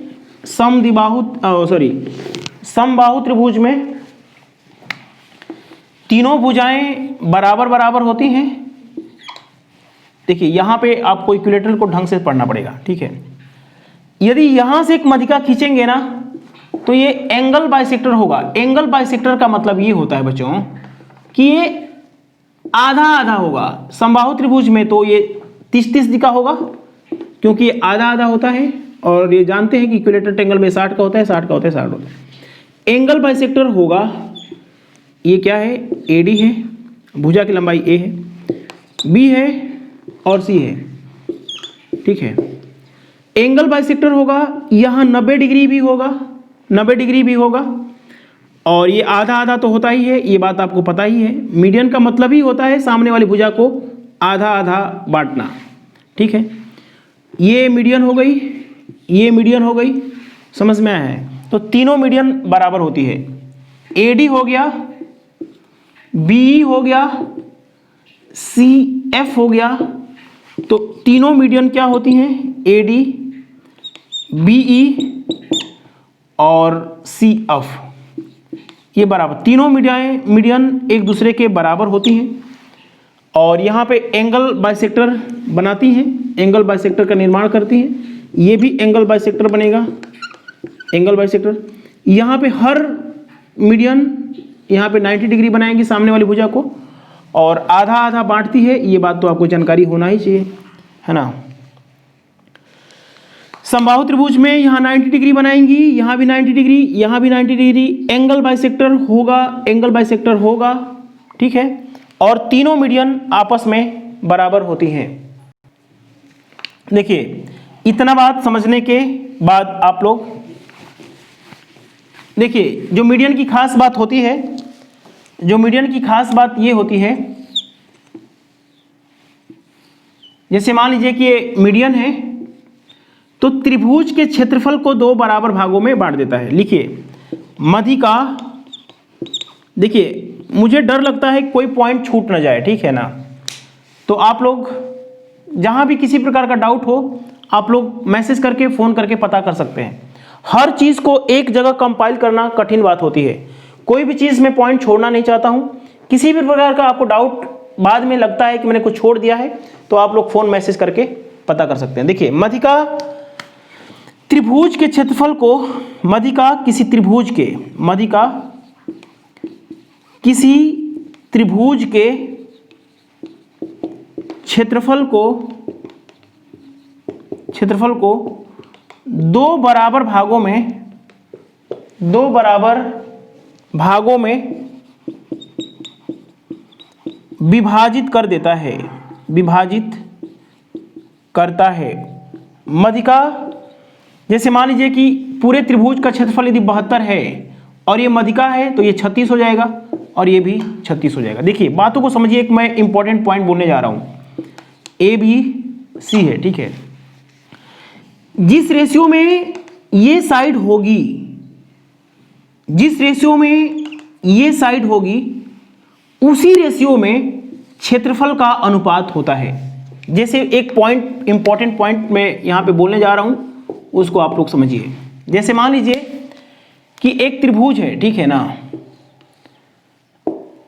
ABC। ये मीडियन मैंने नहीं बोला है, मैंने ये नहीं बोला है कि मीडियन होगा, मैंने ये नहीं बोला है कि मीडियन होगा, मीडियन नहीं है। ये भुजा की लंबाई यदि 2 है और इस भुजा की लंबाई यदि 3 है, तो जो क्षेत्रफल का अनुपात होगा ना, दोनों त्रिभुज के जो क्षेत्रफल का अनुपात होगा, क्षेत्रफल का अनुपात 2:3 में ही होगा। माना कि पूरे त्रिभुज का क्षेत्रफल यदि 45 है, 45 सेंटीमीटर स्क्वायर, मीटर स्क्वायर, कुछ भी, तो मैं बोलता हूं, देखिए भुजाओं की रेशियो दे रखा है, भुजाओं का रेशियो दे रखा है और पूरे त्रिभुज का क्षेत्रफल दे रखा है 45 सेंटीमीटर स्क्वायर, भुजाओं का अनुपात दे रखा है। मैं बोलता हूं कि इस त्रिभुज का क्षेत्रफल बताएं, तो कितना, कुछ नहीं होगा, जिस रेशियो में भुजा होगी उसी रेशियो में क्षेत्रफल का अनुपात होता है 45, 5 9 45, 18 हो जाएगा, ये 18 हो जाएगा और 9 3 27 हो जाएगी, ये कितना हो जाएगा 27। इसको काटेंगे तो क्या होगा 2:3 होगा। इस बात को आप लोग इंपॉर्टेंट पॉइंट में रखिएगा, यहाँ से मेंस में क्वेश्चन पूछा गया है एसएससी वगैरह के, ठीक है। जिस रेशियो में ये साइड होगा उसी रेशियो में ये क्षेत्रफल का अनुपात होता है। यदि आप जानना चाहते हैं कैसे, छोड़िए अभी कैसे की बात हम लोग अभी करते हैं थोड़ी देर बाद। जिस रेशियो में, चलिए इसको अभी समझ लीजिए, ठीक है ना। देखिए जैसे मान लीजिए कि एक त्रिभुज है और यहां से ये मीडियन नहीं है, ये मान लीजिए कि 2 है और ये 3 हिस्सा है, ठीक है ना। यहां से लेके यहां तक 3 हिस्सा है और यहां से लेके यहां तक 2 हिस्सा है। मैंने क्या बोला कि जिस रेशियो में साइड होती हैं उसी रेशियो में त्रिभुज के क्षेत्रफल का अनुपात होता है। जैसे मान लीजिए कि यहां से हमने एक अल्टीट्यूड खींचा, अल्टीट्यूड क्या है, ये कॉमन है, ये कॉमन है। यदि हम अल्टीट्यूड को थोड़ा सा भूल जाइए, ठीक है ना, डॉटेड लाइन को आप लोग भूल जाइए। किसी भी त्रिभुज में यदि ऊंचाई पता होती है, किसी भी त्रिभुज में ऊंचाई पता होती है तो 1/2 आधार गुणे ऊंचाई क्या होता है, क्षेत्रफल होता है। यदि मैं अल्टीट्यूड, देखिए ये अल्टीट्यूड है, अल्टीट्यूड किस त्रिभुज का है, मान लीजिए ए बी सी और ये मान लीजिए डी है, ये डी है और ये मान लीजिए ई है, ठीक है ना। तो जो अल्टीट्यूड है एडी है, ये जो छायांकित भाग वाला क्षेत्रफल है उसका अल्टीट्यूड है, तो इसका क्षेत्रफल 1/2 आधार गुणे ऊंचाई हो गया, ठीक है। अब हम लोग क्या करते हैं, इसको हम लोग डिलीट कर देते हैं। ये अल्टीट्यूड क्या है, देखिए एक चीज आपको थोड़ा सा डाउट लग रहा होगा, हम लोग पढ़ेंगे अधिक कोण त्रिभुज में अल्टीट्यूड कैसे डालते हैं। तो ये त्रिभुज के बाहर बनता है, ये एक त्रिभुज है, इसका जो अल्टीट्यूड होगा वो त्रिभुज के बाहर भी हो सकता है। देखिए अभी हम लोग ऑर्थो सेंटर पढ़ने वाले हैं तो वहां पे मैं बताऊंगा कि जो अल्टीट्यूड होता है वो त्रिभुज के बाहर भी हो सकता है, ठीक है ना।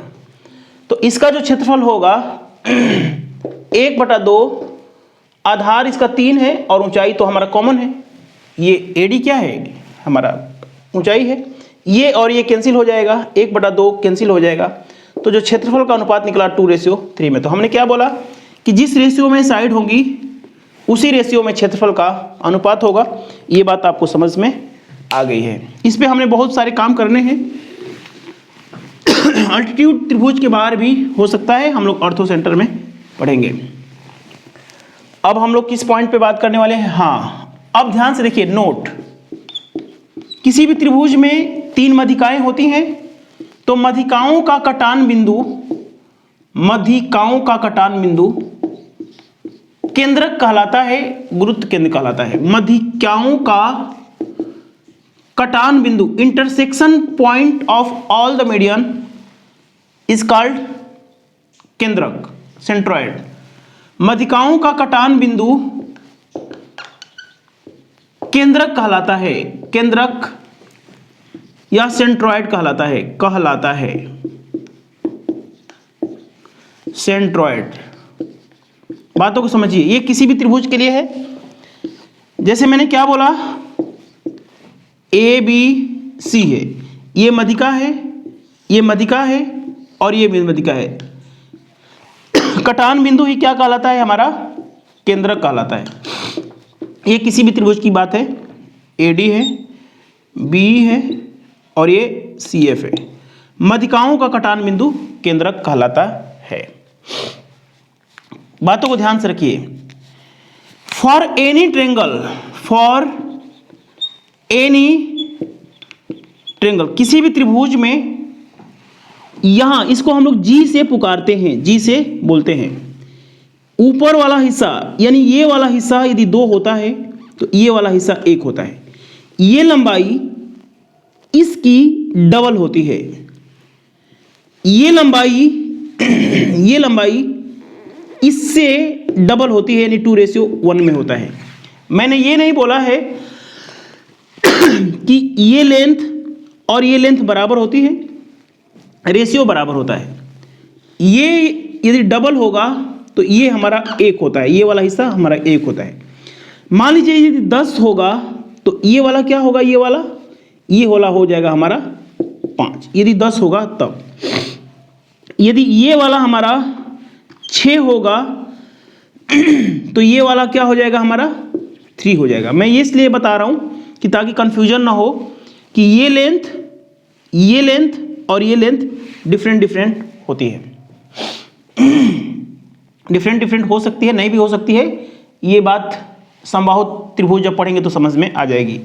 ये और ये लेंथ में बराबर हो सकती है यदि समबाहु त्रिभुज हो तब। लेकिन फिलहाल आप लोग ये जानिए कि ये डिफरेंट होता है, ये डिफरेंट होता है, ये डिफरेंट होता है। ये 2 हिस्सा होता है तो ये 1 हिस्सा होता है, 2 हिस्सा होता है तो ये 1 हिस्सा होता है। ये बात आपको समझ में आ गई। मध्यिकाओं का कटान बिंदु गुरुत्व केंद्र या केंद्रक कहलाता है। देखिए, केंद्रक और मीडियन के बारे में अभी हमें बहुत सारी चीजें पढ़नी है। अभी हम लोग आते हैं, उससे पहले हम लोग एक पॉइंट छोटा सा समझते हैं, मिड पॉइंट थ्योरम। अभी हम लोग सेंट्रॉइड पे आते हैं, बहुत सारी प्रॉपर्टी हैं, उससे पहले एक मिड पॉइंट थ्योरम देख लीजिए। मिड पॉइंट थ्योरम, बातों को समझिए। जैसे मान लीजिए कि ये एक त्रिभुज है, ठीक है ना, ABC, इसका मध्य बिंदु ये है, इस भुजा का मध्य बिंदु ये है, खांसी क्यों आ रही है, इसकी मध्य बिंदु ये है और इसकी मध्य बिंदु ये है। बातों को यहां पे थोड़ा सा समझ लीजिए। ABC, यदि मध्य बिंदु, इस भुजा की मध्य बिंदु और इस भुजा की मध्य बिंदु को ऐसे मिलाएंगे ना, ऐसे मिलाएंगे तो BC के ये समानांतर भी होगा और इसका आधा होता है। यदि मान लीजिए कि इसका नाम रखते हैं D और इसका नाम रखते हैं E, तो जो D होगा हाफ BC होगा, यानी BC का आधा होता है। बातों को समझिए। D क्या है? D है मिड पॉइंट, D बिंदु है मिड पॉइंट ऑफ AB है, AB का मध्य बिंदु है, और E क्या है? मिड पॉइंट ऑफ AC है। अभी हम लोग सेंट्रॉइड पे आते हैं, उससे पहले थोड़ा सा चीज सीख लीजिए। जो D होता है BC के समानांतर भी होता है, अभी हम लोग आगे पढ़ने वाले हैं डिटेल, और D जो होता है BC का आधा होता है। इसी प्रकार से मान लीजिए ये D है, ये E है और ये F है। चलिए हम लोग बचपन से D मान रहे हैं तो D ले लीजिए, यहाँ पे कोई दिक्कत नहीं है। D, E और इसको मान लीजिए F। देखिए बातों को समझिए, ये जो होगा ना, A के सामने वाली भुजा को हम लोग A मानते हैं, ये बात आपको पता है। B के सामने वाली को भुजा को हम लोग B मानते हैं, ये बात आपको पता है। C के सामने वाली को C मानते हैं, ठीक है। तो ये जो लेंथ होगी A का आधा होगी, आधा होगी ना, आधा होगी, आधा होगी, ठीक है। और ये जो होगा ना, ये जो होगा ना, वो C का आधा होगा, C का आधा होगा। इसी का आधा ही होना होगा क्योंकि यह इसके आधा है, मिड पॉइंट है, यही मिड पॉइंट को मिलाया है हमने। ये क्या होगा? B का आधा होगा, B का आधा होगा। बातों को समझिए, इत्मीनान से समझिए, बातों को समझिए। आप जानते हैं यदि ये मिड पॉइंट है और पूरा ए है, पूरा यदि ए है तो ये कितने का होगा, ये कितने का होगा, a/2 होगा, और ये क्या होगा, a/2 होगा। उसी प्रकार से ये पूरा b है और e मिड पॉइंट है, तो ये क्या होगा, b/2 होगा, और ये भी आपका b/2 होगा। आप जानते हैं कि ये क्या है, पूरा c है, ये मिड पॉइंट है, तो ये c/2 होगा, तो ये भी क्या होगा, c/2 होगा। अब ध्यान से समझिए मैं क्या बताने जा रहा हूं। मैं ये बताने जा रहा हूं कि इस त्रिभुज की तीनों भुजाओं को घूर के देखिए, इस त्रिभुज की तीनों भुजाओं को घूर के देखिए, a/2, b/2, c/2। मैं ये बोल रहा हूं कि इस त्रिभुज के तीनों भुजाओं को देखिए, a/2, b/2, c/2, तीनों भुजाएं बराबर होगी। अब इस त्रिभुज को घूर के देखिए, इस त्रिभुज की भुजा है a/2, b/2 और c/2। अब इस त्रिभुज को ध्यान से देखिए, इस भुजा को a/2, b/2, c/2, तो हम लोग कह सकते हैं कि चारों त्रिभुजों की भुजाओं की लंबाई बराबर है, तो क्षेत्रफल क्या होगा, बराबर होगा। हम लोग लिख सकते हैं AFE का क्षेत्रफल, त्रिभुज AFE का क्षेत्रफल, AFE का क्षेत्रफल, एरिया लिख लीजिए यहाँ पे, एरिया बराबर होगा DEF के, एरिया का मतलब DEF के बराबर होगा EDC के बराबर होगा DFB के। कुछ भी लिख लिए, आपको समझ में आने चाहिए, ठीक है ना। यानी जो चारों त्रिभुज हैं 1, 2, 3, 4 है, सबके त्रिभुज बराबर होंगे, 4 हिस्सा लगेगा, इसमें एक हिस्सा, इसका एक हिस्सा, 2, 3 और 4 हिस्सा। तो हम लोग कह सकते हैं यहां से एक प्रॉपर्टी आ गई, पॉइंट जनरेट आ गया, पॉइंट निकल गया कि यदि आप लोग, इसको मैं डिलीट कर रहा हूं, ठीक है ना, इसको नोट कर लीजिए, नोट कर लिया आपने। मैं ये बोल रहा हूं कि यदि किसी त्रिभुज के मिड पॉइंट को मिलाते हैं, तो ये जो त्रिभुज होगा, बीच वाला त्रिभुज होगा, पूरे त्रिभुज के क्षेत्रफल का आधा होगा। जितने भी त्रिभुज मैंने बताया था, ये 1/4 होगा, सॉरी एक आधा नहीं होगा, 1/4 होगा। DEF पूरे त्रिभुज का 1/4 करते हैं तो DEF का क्षेत्रफल मिल जाएगा। DEF का क्षेत्रफल जो होगा, जो एरिया होगा DEF का, वो 1/4 होगा, 1/4 होगा, 1/4 होगा, 1/4 होगा, 1/4 होगा। उसी प्रकार से इसका भी क्या होगा, 1/4 होगा, इसका भी क्या होगा, 1/4 होगा, इसका भी 1/4 होगा, और सभी त्रिभुज क्या होंगे, बराबर, क्षेत्रफल बराबर होंगे। इसका क्षेत्रफल, इसका क्षेत्रफल, इसका क्षेत्रफल सबका बराबर होगा। किसी एक का क्षेत्रफल निकालना है तो पूरे त्रिभुज का 1/4 कर दीजिए, किसी एक का त्रिभुज का क्षेत्रफल निकल जाएगा। अब देखिए हमारा जो टॉपिक है ना, एरिया एंड पेरीमीटर ही पढ़ना है, तो अब हम लोग धीरे धीरे क्षेत्रफल के पॉइंट पे कनेक्ट हो रहे हैं ना। देखिए ये वीडियो रात को बन रही है, काफ़ी ठंडी लग रही है ना। अब मैं क्या बताने जा रहा हूँ, 1/4 होता है, ये बात तो आपको समझ में आ गई है। बातों को समझिए, ABC। देखिए क्षेत्रफल का मतलब होता है, ये पूरा क्या है, क्षेत्रफल है। ये जो अंदर वाला पार्ट, इस पे दरी बिछाइए, घास लगाइए, रंग पुताई करिए, ढकिए, घास लगाइए, कुछ भी लगाइए, क्या होता है, क्षेत्रफल होता है। शुरू में आपको पहले दिन ही बता दिया गया है, ठीक है।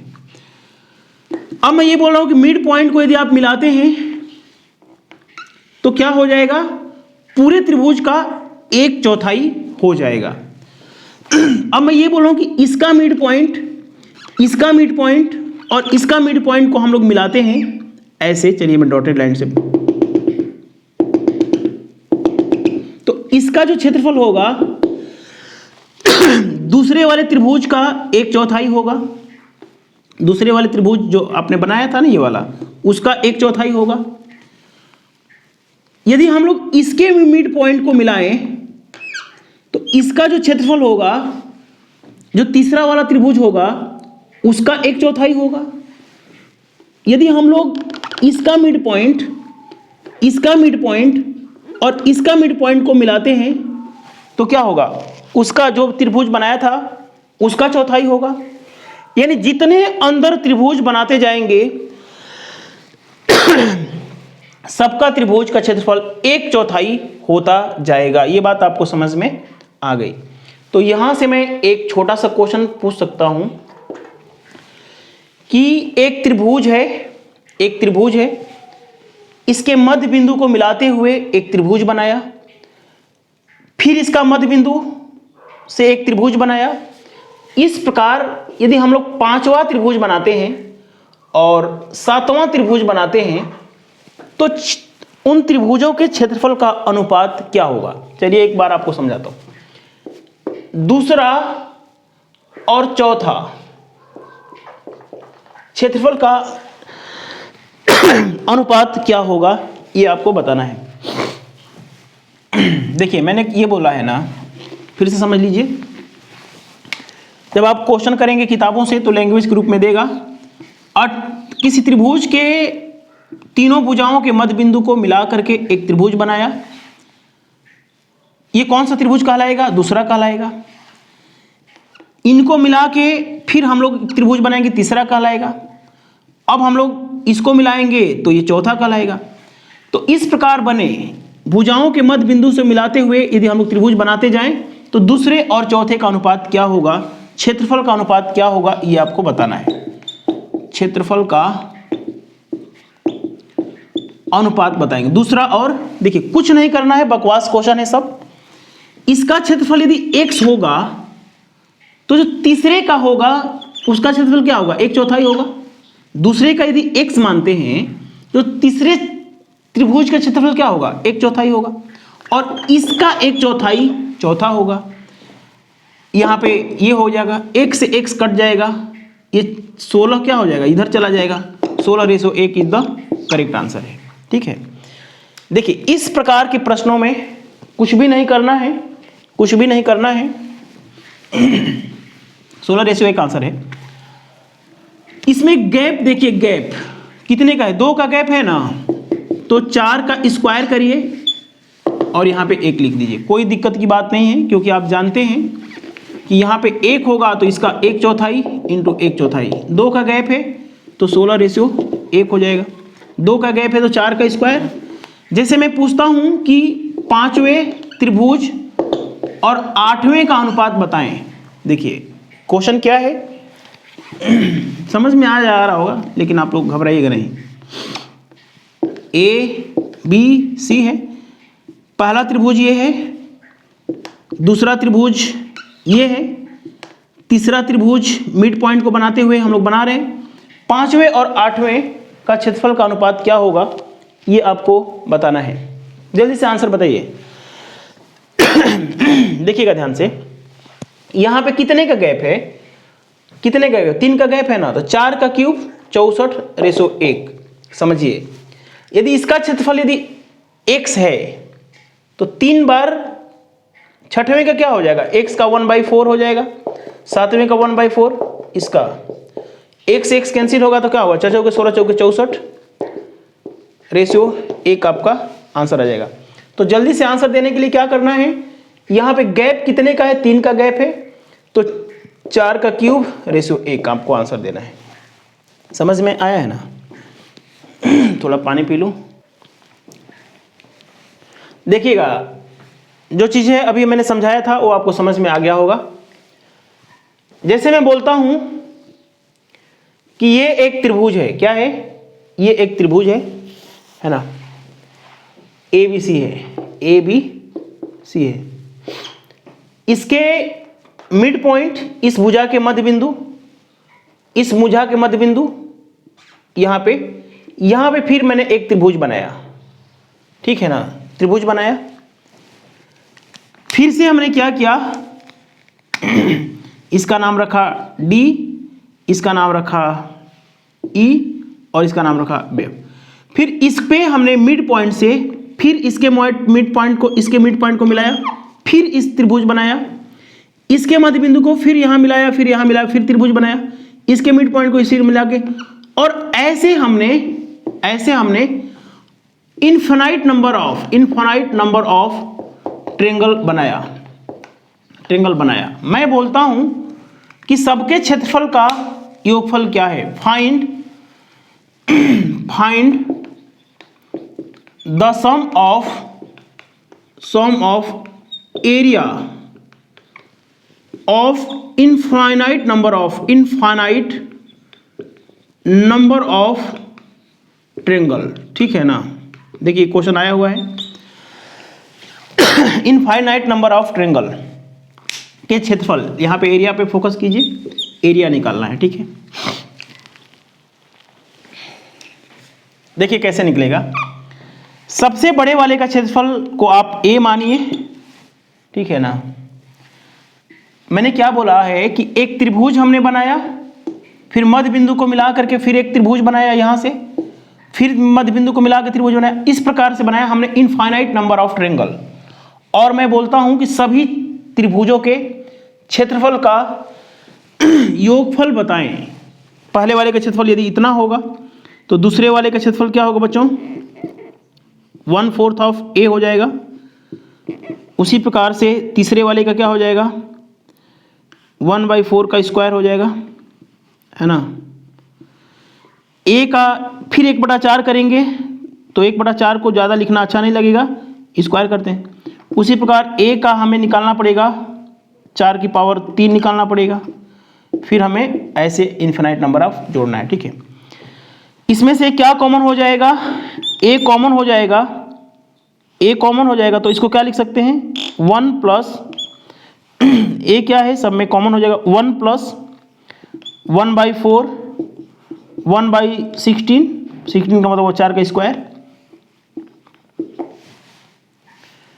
1/4 का क्यूब और इनफिनाइट हो जाएगा, ठीक है।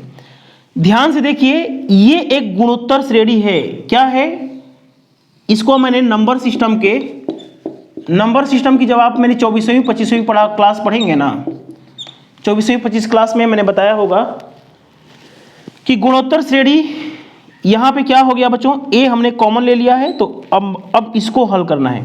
ये है ज्योमेट्रिकल प्रोग्रेशन गुणोत्तर श्रेणी। तो गुणोत्तर श्रेणी में आपको बताया गया है कि 1 प्लस 1/4 प्लस 1/16 और 1/64 अनंत तक जाता है, तो इसका जो योगफल होता है S इन्फिनिटी होता है, A1 - R होता है। R का मतलब क्या होता है, किस संख्या से गुणा करके ये आया है, इसमें किस संख्या से गुणा किया गया है कि 1/4 आए, तो 1/4 से ही ना गुणा किया गया है। नंबर सिस्टम पढ़ना पड़ेगा। जब R छोटा होता है, R की वैल्यू क्या है, 1/4 है ना, तो ये फॉर्मूला होता है S इन्फिनिटी का। A का मतलब 1 माइनस R का मतलब 1/4। इसको हल करेंगे तो 1/3/4 और ऊपर हो जाएगा 4/3। समझ में आया है। तो जब इसको हमने हल किया तो क्या आ गया, इसको हमने हल किया तो 4/3 आ गया। तो इसका मतलब हो गया A × 4/3। यानी जब हम लोग अनंत त्रिभुज बनाएंगे, इनफाइनाइट नंबर ऑफ ट्रायंगल बनाएंगे, तो जो उसका जो आंसर देना होगा A का 4/3 कर देना है, ठीक है। तो ये आपका रिजल्ट तैयार हो गया। जैसे मैं एक क्वेश्चन पूछता हूं, जैसे मैं एक क्वेश्चन पूछता हूं, उसका आंसर बताइएगा।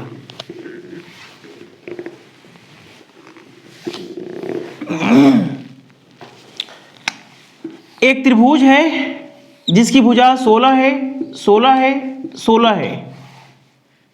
इसके मध्य बिंदु को ऐसे मिला के फिर एक त्रिभुज बनाया, इसके मध्य बिंदु को मिला के फिर एक त्रिभुज बनाया, इसके मध्य बिंदु को फिर एक त्रिभुज बनाया, और ऐसे बनाया इनफाइनाइट नंबर ऑफ ट्रायंगल।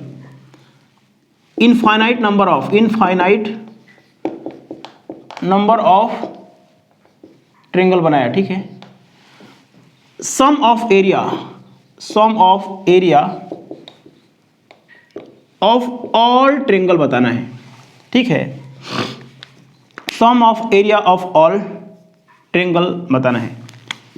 देखिए सबसे पहले तो सबसे बड़े वाला जो ट्रायंगल है उसका एरिया क्या होगा, तो ये समबाहु त्रिभुज का क्षेत्रफल होता है √3/4 a²। यदि क्षेत्रफल समबाहु त्रिभुज का नहीं पढ़े हैं तो अभी हम लोग पढ़ने वाले हैं, यही चीज तो हम लोग पढ़ना ही है, एरिया। तो अभी हम लोग आगे पढ़ने वाले कि जो समबाहु त्रिभुज का जो क्षेत्रफल होता है √3/4 a² होता है। घबराना बिल्कुल भी नहीं है, ठीक है ना। जब तीनों भुजाएं बराबर होती हैं तो इस फॉर्मूले को अभी हम लोग इक्विलेटरल ट्रायंगल में पढ़ना है। तो सबसे पहले वाले का जो क्षेत्रफल है इतना आ गया, कितना आ गया हमें 16 का स्क्वायर, 16 × 16 64 इंटू 16 √3, ठीक है। अब हमें क्या करना है, 4/3 कर देना है। तो बस इसका 4/3 कर दिया। पूरे त्रिभुज के क्षेत्रफल को 4/3 से गुणा कर देंगे तो जितने भी आपने त्रिभुज बनाया है इनफाइनाइट नंबर ऑफ ट्रायंगल का सम निकल जाएगा। समझ में आया है? अभी हमने प्रूफ किया था ना, प्रूफ किया था इसे पहले वाला। तो ये बात आपको समझ में आ गई होगी। यार समझ में आया होगा ना तो कमेंट जरूर करिएगा। इतना मेहनत लग रहा है, आप लोग कमेंट करते नहीं हैं, ठीक है। जितने भी छात्र पढ़ रहे हैं सभी लोग कमेंट करिए कि मैंने सारा वीडियो देख लिया है, समझ में आ गया है, ठीक है। तारीफ में 2-4 लाइन और लिख दीजिए, अच्छा लगता है। मैंने ये बताया है, दूसरा पॉइंट वो समझिए। दूसरा पॉइंट मिड पॉइंट थ्योरम का। इतनी रात हो गई है, ज़बरदस्ती ये वीडियो बन रही है, फिर भी इससे बढ़िया कोई नहीं पढ़ा पाएगा। ए है, बी है और सी है। यहां से ए बी का मध्य बिंदु मिड पॉइंट ए सी का मिड पॉइंट को ऐसे जब मिलाते हैं तो क्या होता है, ये ए है तो ये a/2 होता है, अभी हमने बताया था, ठीक है। इसी प्रकार से यदि हम लोग इसको मिलाते हैं और ये भुजा यदि सी है, स्मॉल सी होता है ना, स्मॉल सी, तो ये क्या होगा, c/2 हो जाएगा। उसी प्रकार से ये भुजा यदि b है तो ये भुजा क्या हो जाएगी, b/2 हो जाएगी, ठीक है। बातों को समझिए मैं क्या बताना चाहता हूं। पेरीमीटर क्या होगा, सबसे बड़ा वाला जो ट्रायंगल होगा ABC का परिमाप क्या होगा बताइए, a + b + c होगा ना। देखिए ये भुजा की लंबाई यदि c है, इसकी a है, तो यहां से लेके ऐसे गए गए गए यहां आए, फिर यहां गए, फिर यहां गए, तो तीनों भुजाओं की लंबाइयों का योगफल को ही हम लोग क्या बोलते हैं, पेरीमीटर बोलते हैं। a + b + c हो जाएगा। सबसे बड़े वाले ट्रायंगल का पेरीमीटर हो जाएगा a + b + c। मैं बोलता हूं कि एक ट्रायंगल बनाया मिड पॉइंट को जोड़ते हुए, इसका पेरीमीटर कितना होगा, इस त्रिभुज का पेरीमीटर कितना होगा यदि भुजाओं के मध्य बिंदु को मिलाते हुए ट्रायंगल बनाया है। तो कुछ नहीं करना है, a/2 b/2 a/2 b/2 c/2। समझ में आया है? पेरीमीटर का मतलब यही ना होता है, 2 a + b + c, इसी को हम लोग लिख सकते हैं 1/2 a + b + c। समझ में आया है? यानी कि जो मिड पॉइंट को जोड़ते हुए त्रिभुज बनाएंगे तो उसका जो परिमाप होगा पूरे त्रिभुज के परिमाप का आधा होगा। इसका मतलब ये हुआ कि इसके मध्य बिंदु को ऐसे मिलाए तो उसका परिमाप क्या होगा, दूसरे वाले त्रिभुज का 1/2 हो जाएगा। 1/2 हो गया ना। यदि हम लोग इसको बनाए, ऐसे बनाए, तो इसका जो परिमाप आएगा इस त्रिभुज के परिमाप का आधा होगा। तो तो यहां से भी एक कॉन्सेप्ट आ गया कि जो पहला त्रिभुज बनाएंगे मिड पॉइंट को जोड़ते हुए, उसका त्रिभुज पूरे त्रिभुज का आधा होगा। यदि तीसरा बनाते हैं तो दूसरे का आधा होगा। अब यहां से मैं एक क्वेश्चन बोलता हूं, ठीक है।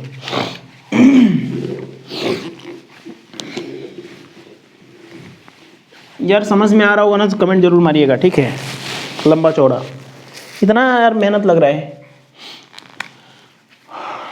एक त्रिभुज है, इसके मिड पॉइंट को मिलाते हुए हमने एक त्रिभुज बनाया, इसके मिड पॉइंट को मिलाते हुए एक त्रिभुज बनाया, यहां से बनाया फिर बनाया, इस प्रकार से बनाया। तो थर्ड और फिफ्थ, थर्ड त्रिभुज और फिफ्थ त्रिभुज के परिमाप का अनुपात बताएं, पेरीमीटर का अनुपात बताएं। देखिए तीसरा का क्या मतलब समझ में तो आ ही रहा होगा आपको। कुछ नहीं करना है, यदि x होगा तो चौथे वाले का क्या हो जाएगा, 1/2 हो जाएगा, आधा होता जाता है 1/2। एक से एक कट गया, 4 से एक आंसर आ गया। कुछ नहीं करना है, यदि 2 का गैप होगा ना तो 2 का स्क्वायर और 1 लगा देना है। जैसे मैं पूछता हूं आपसे, एक त्रिभुज है ABC, इसके मध्य बिंदु को मिलाया, ऐसे मिलाया, फिर मध्य बिंदु को मिलाया, मिड पॉइंट को मिलाते हुए त्रिभुज बनाया।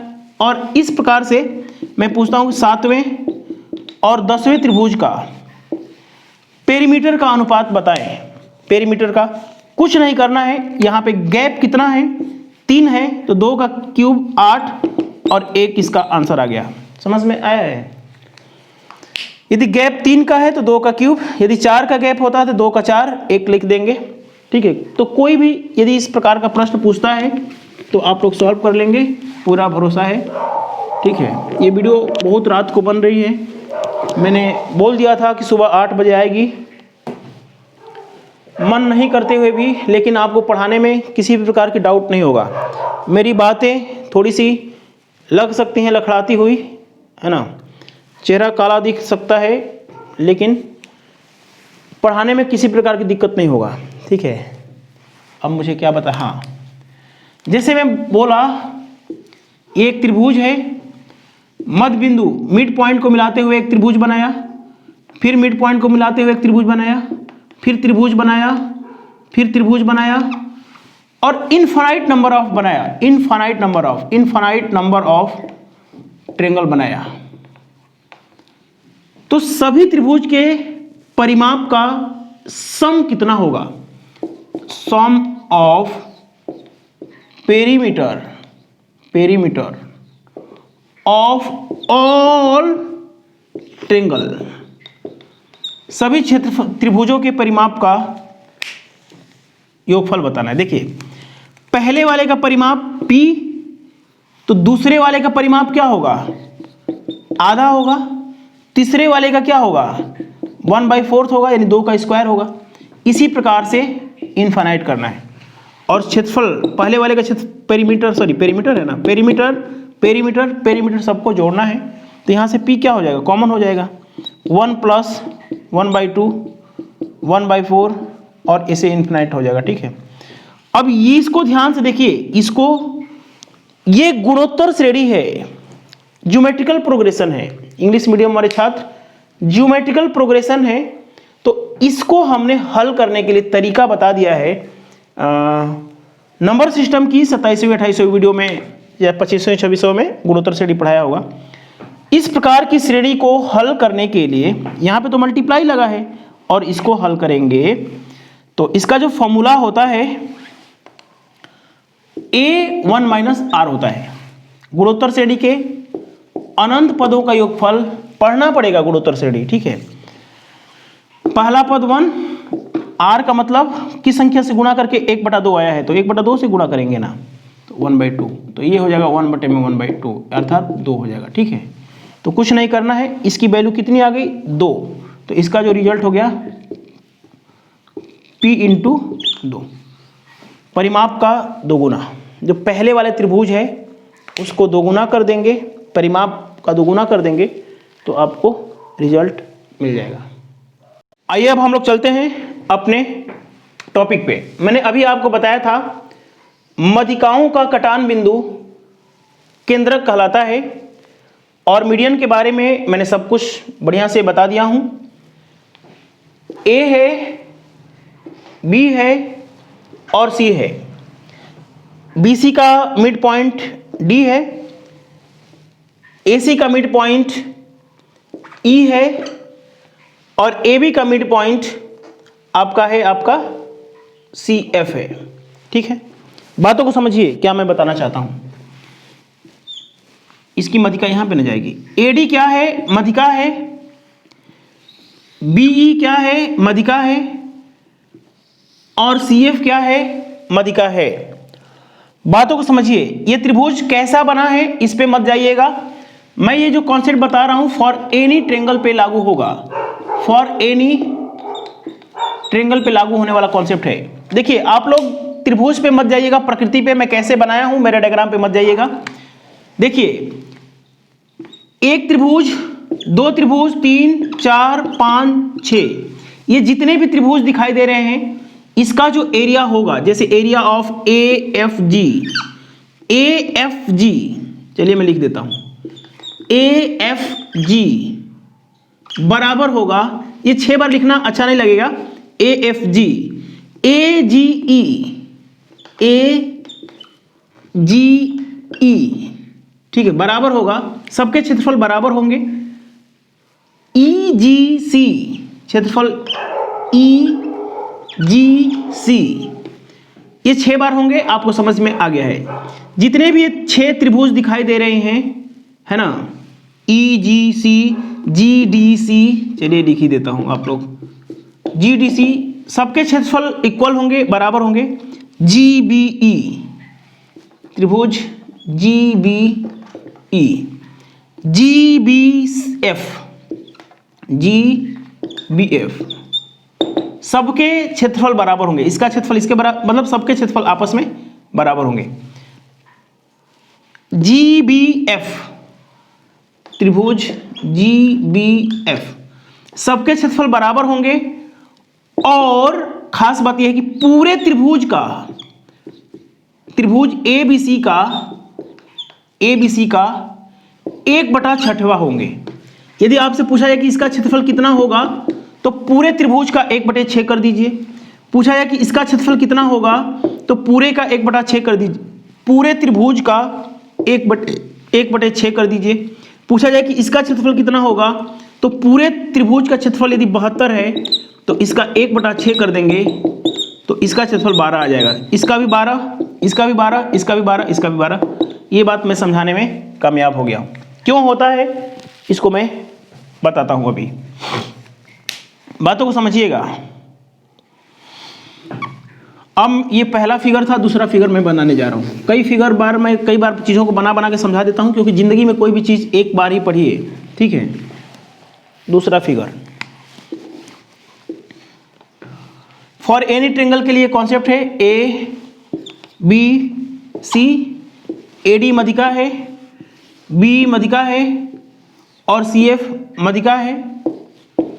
तो इस प्रकार की जितनी आकृति दिखाई दे रही है इसका जो क्षेत्रफल होता है 1/3 होता है। जैसे मान लीजिए इसका नाम रखते हैं G, BGC, त्रिभुज BGC का जो क्षेत्रफल होगा, AGB का जो क्षेत्रफल होगा, CGA का जो क्षेत्रफल होगा, CGA का क्षेत्रफल होगा, सभी आपस में बराबर होंगे। बोलेगा कि BGC का क्षेत्रफल कितना होगा तो पूरे त्रिभुज का ABC 1/3 होगा। इस प्रकार के त्रिभुज आपको यहां पे दिखाई दे रहे हैं, यहां पे दिखाई दे रहा है और यहां पे दिखाई दे रहा है। तो जितने भी ये त्रिभुज दिखाई दे रहे हैं इसका जो क्षेत्रफल होगा 1/3 होगा। ये बात आपको समझ में आ रहा होगा। पूरे त्रिभुज का 1/3 होगा, ये 1/3 होगा पूरे त्रिभुज। यदि पूरे त्रिभुज का क्षेत्रफल यदि आपको दे रखा है 90 तो जो ये का क्षेत्रफल हो जाएगा 1/3 कर देंगे तो 30 आ जाएगा, ठीक है। इसको आप लोग लिखते जाइएगा, ठीक है। कुछ गलतियां हो लिखने उखने में तो सुधार लीजिएगा। मैं फिगर बना के समझा रहा हूं। पूरे त्रिभुज का 1/3 होगा। एकदम आप लोग फिगर बनाते हुए चलिए, कॉन्सेप्ट को क्लियर करना है एक बार में ही। ए बी सी, ये एडी मध्यिका है और ये मध्यिका होगी तभी लागू होगा, समझ में आया ना? क्वेश्चन कराऊंगा तभी समझ में आया। देखिए इस प्रकार की जितनी आकृति दिखाई दे रही है ये चतुर्भुज है। इसका नाम जी है, इसका नाम डी है, बी ई है और सी एफ है। इस तरह इसका जो क्षेत्रफल होगा पूरे त्रिभुज के क्षेत्रफल का, ये चतुर्भुज है, क्या है? चतुर्भुज B F G D, B F G D, चतुर्भुज सी डी जी ई, सी डी जी ई, चतुर्भुज A F G E, A F G ई का जो क्षेत्रफल होता है, इसका क्षेत्रफल किसी का भी वो होता है 1/3 ऑफ त्रिभुज ए बी सी, मतलब पूरे त्रिभुज का 1/3 होता है। बोलेगा कि इसका क्षेत्रफल कितना होगा, तो पूरे त्रिभुज के क्षेत्रफल का 1/3 कर देंगे तो इसका मिल जाएगा। पूरे त्रिभुज के क्षेत्रफल का 1/3 कर देंगे तो आपको इसका क्षेत्रफल मिल जाएगा। पूरे त्रिभुज के क्षेत्रफल का यदि आप 1/3 कर देते हैं तो इसका क्षेत्रफल मिल जाएगा। ये बात आप लोग समझ चुके हैं और इनके क्षेत्रफल बराबर होंगे ही, ये बात आपको समझ में आ गई है। आइए देखते हैं नेक्स्ट कैसे आया है। सब कुछ हमें पढ़ना भी है, समझाऊंगा भी ज्योमेट्री में, यहाँ भी जितना हो सकेगा वहाँ भी समझाऊंगा। ये ट्रेनिंग क्लास है, मैक्सिमम चीज़ों को हमें कवर करना है।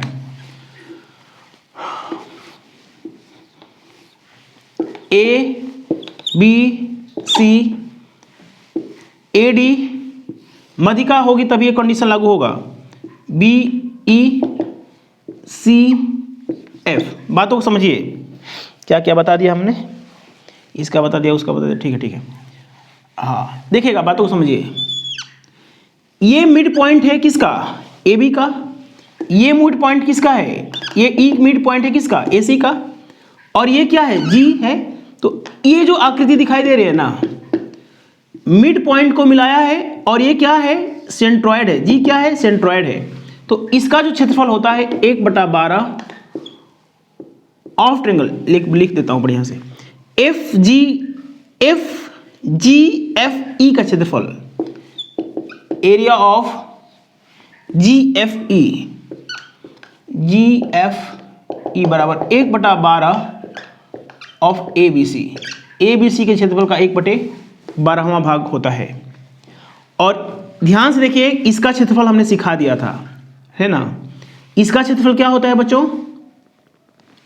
इसका क्षेत्रफल ए एफ ई का भी सिखाया था, एरिया ऑफ ए एफ ई।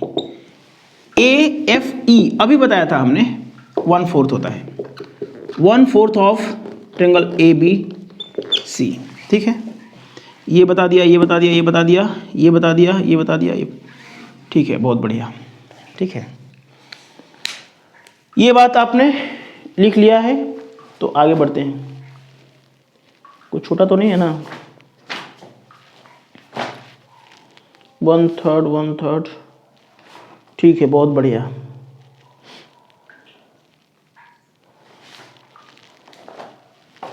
इतना बात आपने समझ लिया है। ठीक है,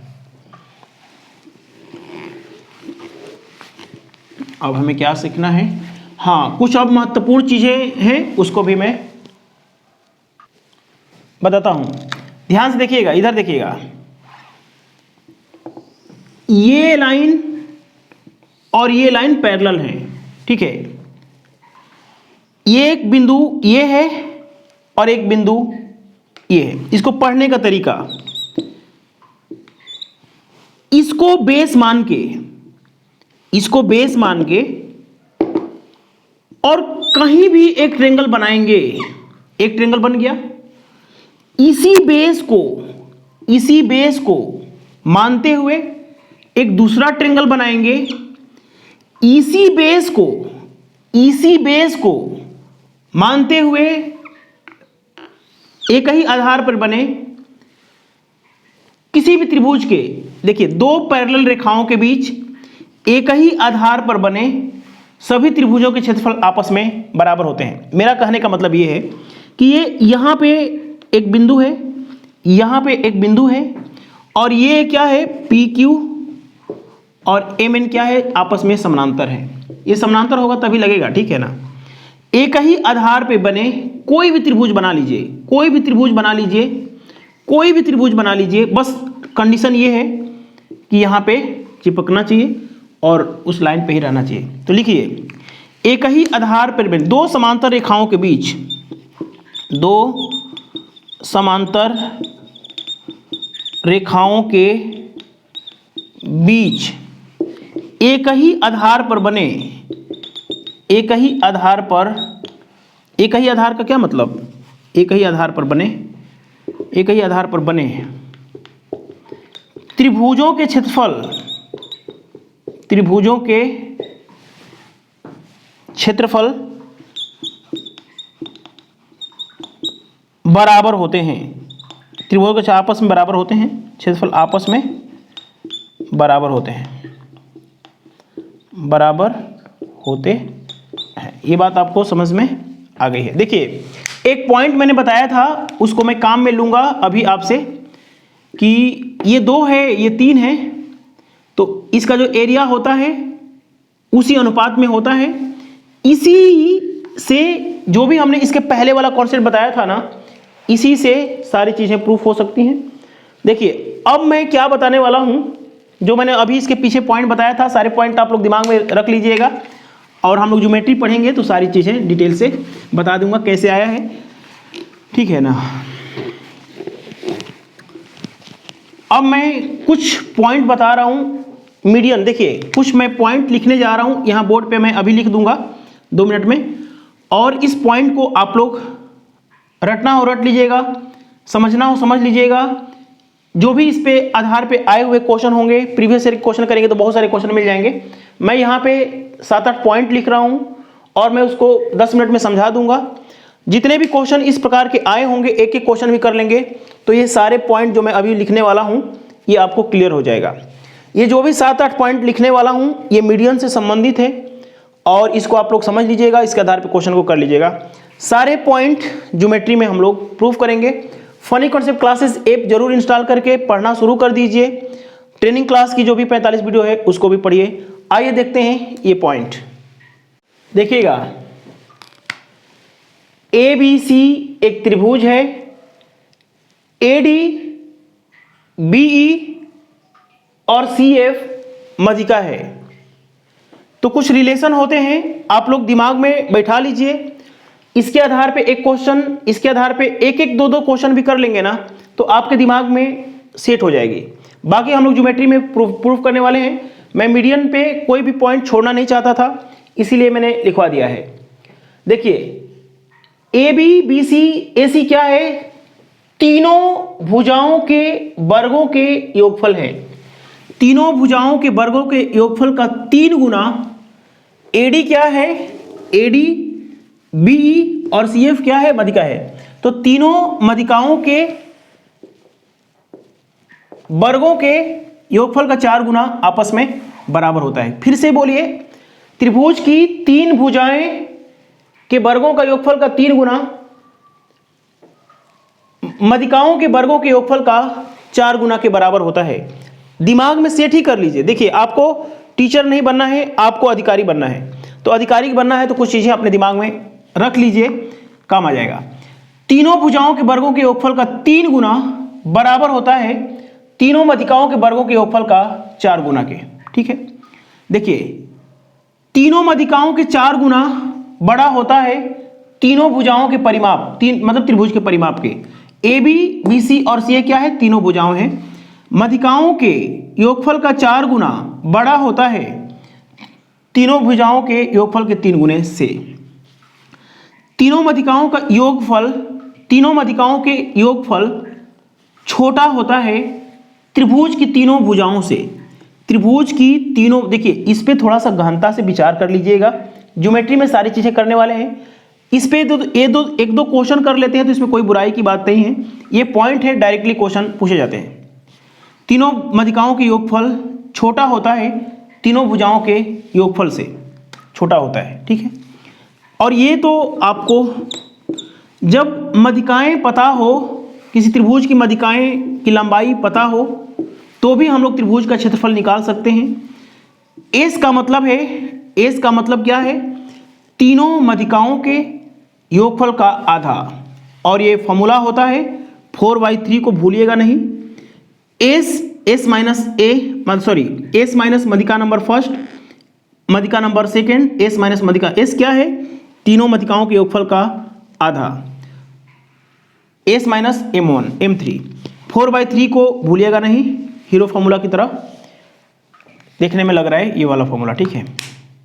माध्यिका पता हो तो त्रिभुज का क्षेत्रफल हम लोग निकाल सकते हैं, ठीक है। देखिएगा पांचवा पॉइंट को एक बार समझिए, मैं क्या बताना चाहता हूं। देखिए ए बी ए सी के वर्गों का योगफल बराबर होता है ए डी क्या है। देखिए हमने ए बी लिया, ए सी लिया, तो हमने ये वाली माध्यिका लिया, ठीक है ना। इस माध्यिका के वर्ग, इसको M1 भी मान सकते हैं, देखने में अच्छा लगेगा। और BD क्या है, देखिए ये लंबाई और ये लंबाई तो बराबर है, तो BD स्क्वायर लिखिए चाहे DC स्क्वायर लिखिए, बराबर ही है। उसी प्रकार से CB CA CB CA, तो CF माध्यिका हो जाएगी, यहाँ पे CF माध्यिका हो जाएगी, CF और AF और BF में से कोई ले लीजिए। यहाँ पे 2 गुना लगाना मत भूलिएगा, ठीक है ना। उसी प्रकार से BC BA के वर्गों का योगफल ट्वाइस ऑफ B माध्यिका है, और इसमें से कोई एक भुजा ले लीजिए। जैसे कि मैंने A लिखा है तो आप लोग इसी भी लिख सकते हैं। ये 5 पॉइंट हैं, 1-2 पॉइंट और लिखता हूं। देखिए एक त्रिभुज ABC है, जब इसकी 2 माध्यिकाएं एक दूसरे को 90 डिग्री पे काटती हैं, फिर से सुन लीजिए, ABC एक त्रिभुज है, जब 2 माध्यिकाएं एक दूसरे को 90 डिग्री पे काटती हैं, तो AB का स्क्वायर AC का स्क्वायर बराबर 5BC के स्क्वायर के 5BC स्क्वायर, यानी कि इस साइड के इक्वल होता है। देखिए जब 2 माध्यिकाएं एक दूसरे को 90 डिग्री पे काटती हैं, तो AB स्क्वायर AC स्क्वायर बराबर 5BC स्क्वायर। एक समकोण त्रिभुज में ये समकोण है, एक माध्यिका यहां से M1 मान लीजिए, इसको आप M1 M2 मान लीजिए।